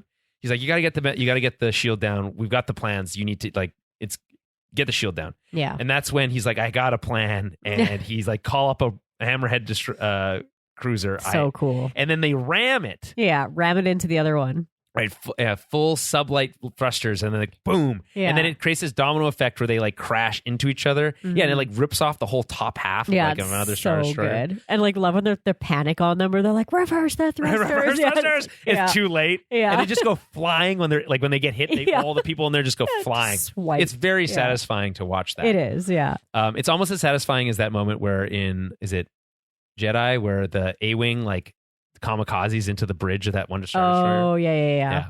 That's also a great moment. Yeah. Less great because there's a kamikaze mission there going on. But yeah. This is the moment though that to me looked kind of like Lego. Yeah, it does. I mean, I think it looks great still. Like from a visual, like from all the effects look great, but just like I think that Star Destroyer model lacks something. Yeah, it's hard to describe, but I agree. But the reveal of the Star Destroyers in front of the Death Star at the beginning of the movie is a pretty cool. Very good. As the shadow comes off. Yeah, that's pretty cool. So yeah, they get the message out, and just as they do, they take the shield down. Jin has a little standoff with Krennic. Yeah, there's I think also a little holdover from the old script because we see in the trailer there's like an X-wing sequence up, or not an X-wing, but a TIE fighter sequence up there. Right, a TIE fighter does try to fight, like shoot at her on that bridge. Yeah. But it's like it's so fast that like she's like, oh, he has to realign the dish. So he goes and realigns the dish, and then she comes back. Krennic's there, and then I love this line, which obviously direct tie into Andor. Who are you? Who are you? Yeah, right. Which is the name of the highest rated Star Wars episode of all time. Yeah. Who are you? Actually, it's not a coincidence. Cannot be a coincidence. No, I don't think it is. And then she's like, I'm Jyn Erso. Yeah. And also you're fucked. Yeah. But Krennic, given, fair, get it to Krennic, because he's like, all this buys you is, all this costs me is time. Yeah. Like this is all inevitable. If you can't get this plans out, all this costs me is time. Yeah. And Andor saves the day, mm-hmm. shoots him in the back. It looks like and he does survive, right? He survives long enough to see the Death Star explode the planet. Yeah. He's long enough to see them murder him. Yeah. Your own team. Just being like, fuck you, Krennic. Poetic justice. Yeah. Because like Andor, Krennic dying from anything other than the Death Star is like doesn't seem right. Yeah. Right? Yeah, of course. Anyway, they transmit the plans. And you get, again, another great line. Do you think anyone's listening? Which feels like a direct connection to Andor. But they have faith that the message will be received. They do get the plans, and then they peace out the rebel fleet. They're like, we're out of here. Remember, this is their first victory over the Empire, according to the opening credits, opening crawl of A New Hope. Because they're trapped in there, basically. Right, yeah. And they can't really help them. So the Death Star arrives. At this point, it's already in full control by Tarkin. Yeah. We get the great "You may fire when ready" line, which he's known for from A New Hope. Yeah. And he said, "What of the fleet? Vader will handle the fleet. Target the base. You may fire when ready." But again, we don't see it travel. It just appears in the sky, which is really cool. Like, look, it's like, what if our moon was 4 times as big and also had a giant laser laser beam? Yeah. It's kind of scary. So I also like how the targeting is so precise that it literally hits the fucking like tip top of the tower. Yeah. And then like lands in, because the angle like lands in the ocean like a couple kilometers away. I think that's really cool. So Vader's destroyer arrives. And then just as one of the ships is trying to leave and then gets smushed, it smushes one of the rebel transports. Right. And so that's a cool little visual too. Yeah. Then Jyn and Cassian have their moment on the beach where he says, "Your father would have been proud." Yeah. And it's nice. They hug. They watch as the Death Star just explosion is like coming as this like big ball of big white wave, light. Yeah. And it's sad. Yeah. Bix's baby is crying at this moment. Just think about that. Just think about it. Bix's baby is crying right now. Never get to meet his father, his or her father. A lot of people refer to him as a he, like it's a boy, but I don't think we have any confirmation that it's a he. Yeah, I don't know. I'm pretty sure.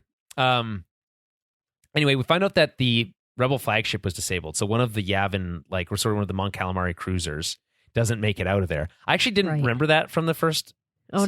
No? Yeah, it's Radiss's ship that doesn't make and it doesn't get out, and that's what they launched the Leia's ship from that ship. Yeah.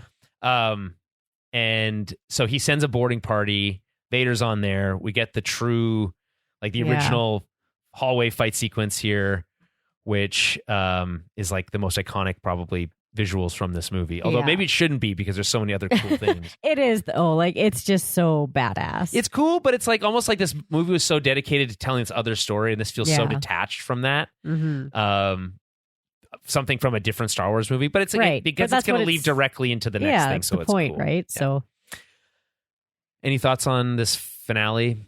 It's so good. Like everything about it is, I don't know, and especially I just feel like it's so much better now that we kind of have this backstory from Cassian and everything. It's like he has this like bigger purpose. Not that he didn't have a bigger purpose to begin with, but he's like fulfilling this bigger purpose, and he's doing what he said he needed to do, and he made it worth it. Yeah, he made it worth it. Exactly. It's his job is done now, and I guess maybe he can be at peace. He can be he can be at rest with the Force. He can go see his mom.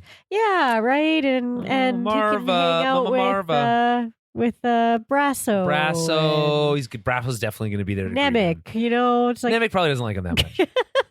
There's a bunch of them now. So yeah, it's just it really hits different afterwards, and like such a good way. Like someone said that there was a moment in the like whether it was the finale of season 2 or in this movie where Andor tells them to hold on as they like take off in one of the U-wings or whatever. Yeah, and it's like that's him having learned from Nemec being crushed and not saying to hold on.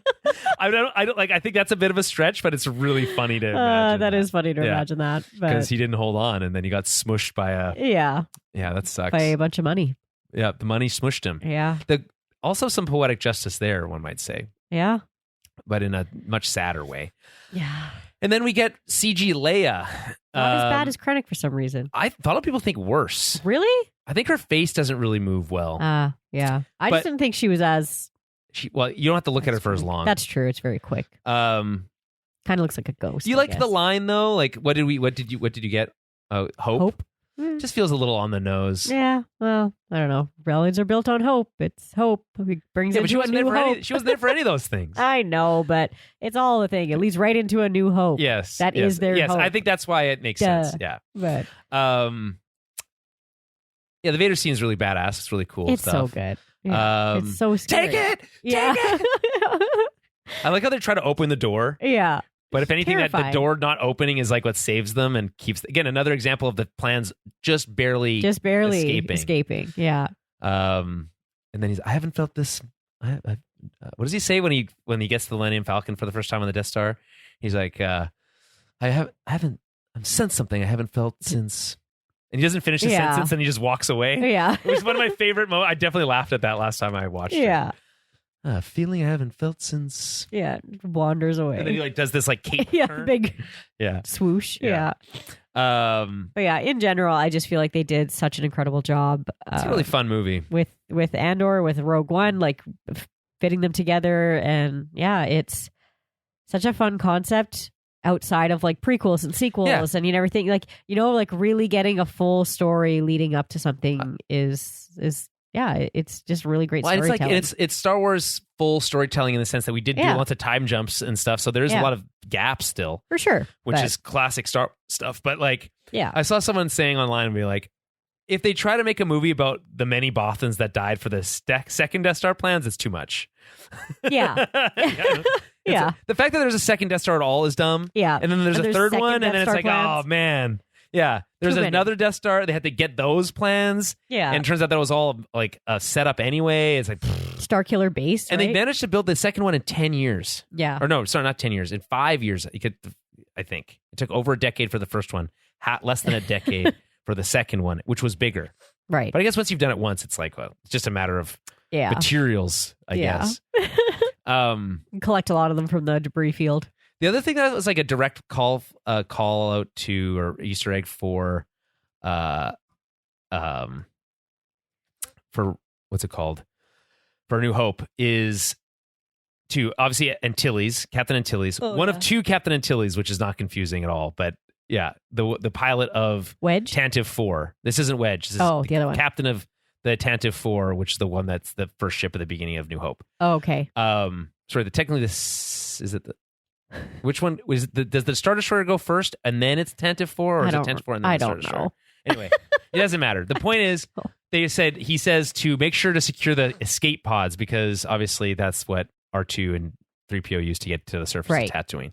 So it's remember that we're going to use these escape pods on this ship very soon. Very soon, yeah. So yeah, there's that.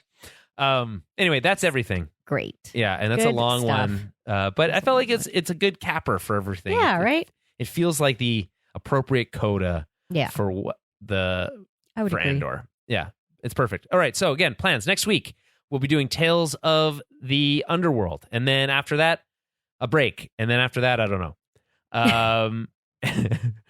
We'll let you know.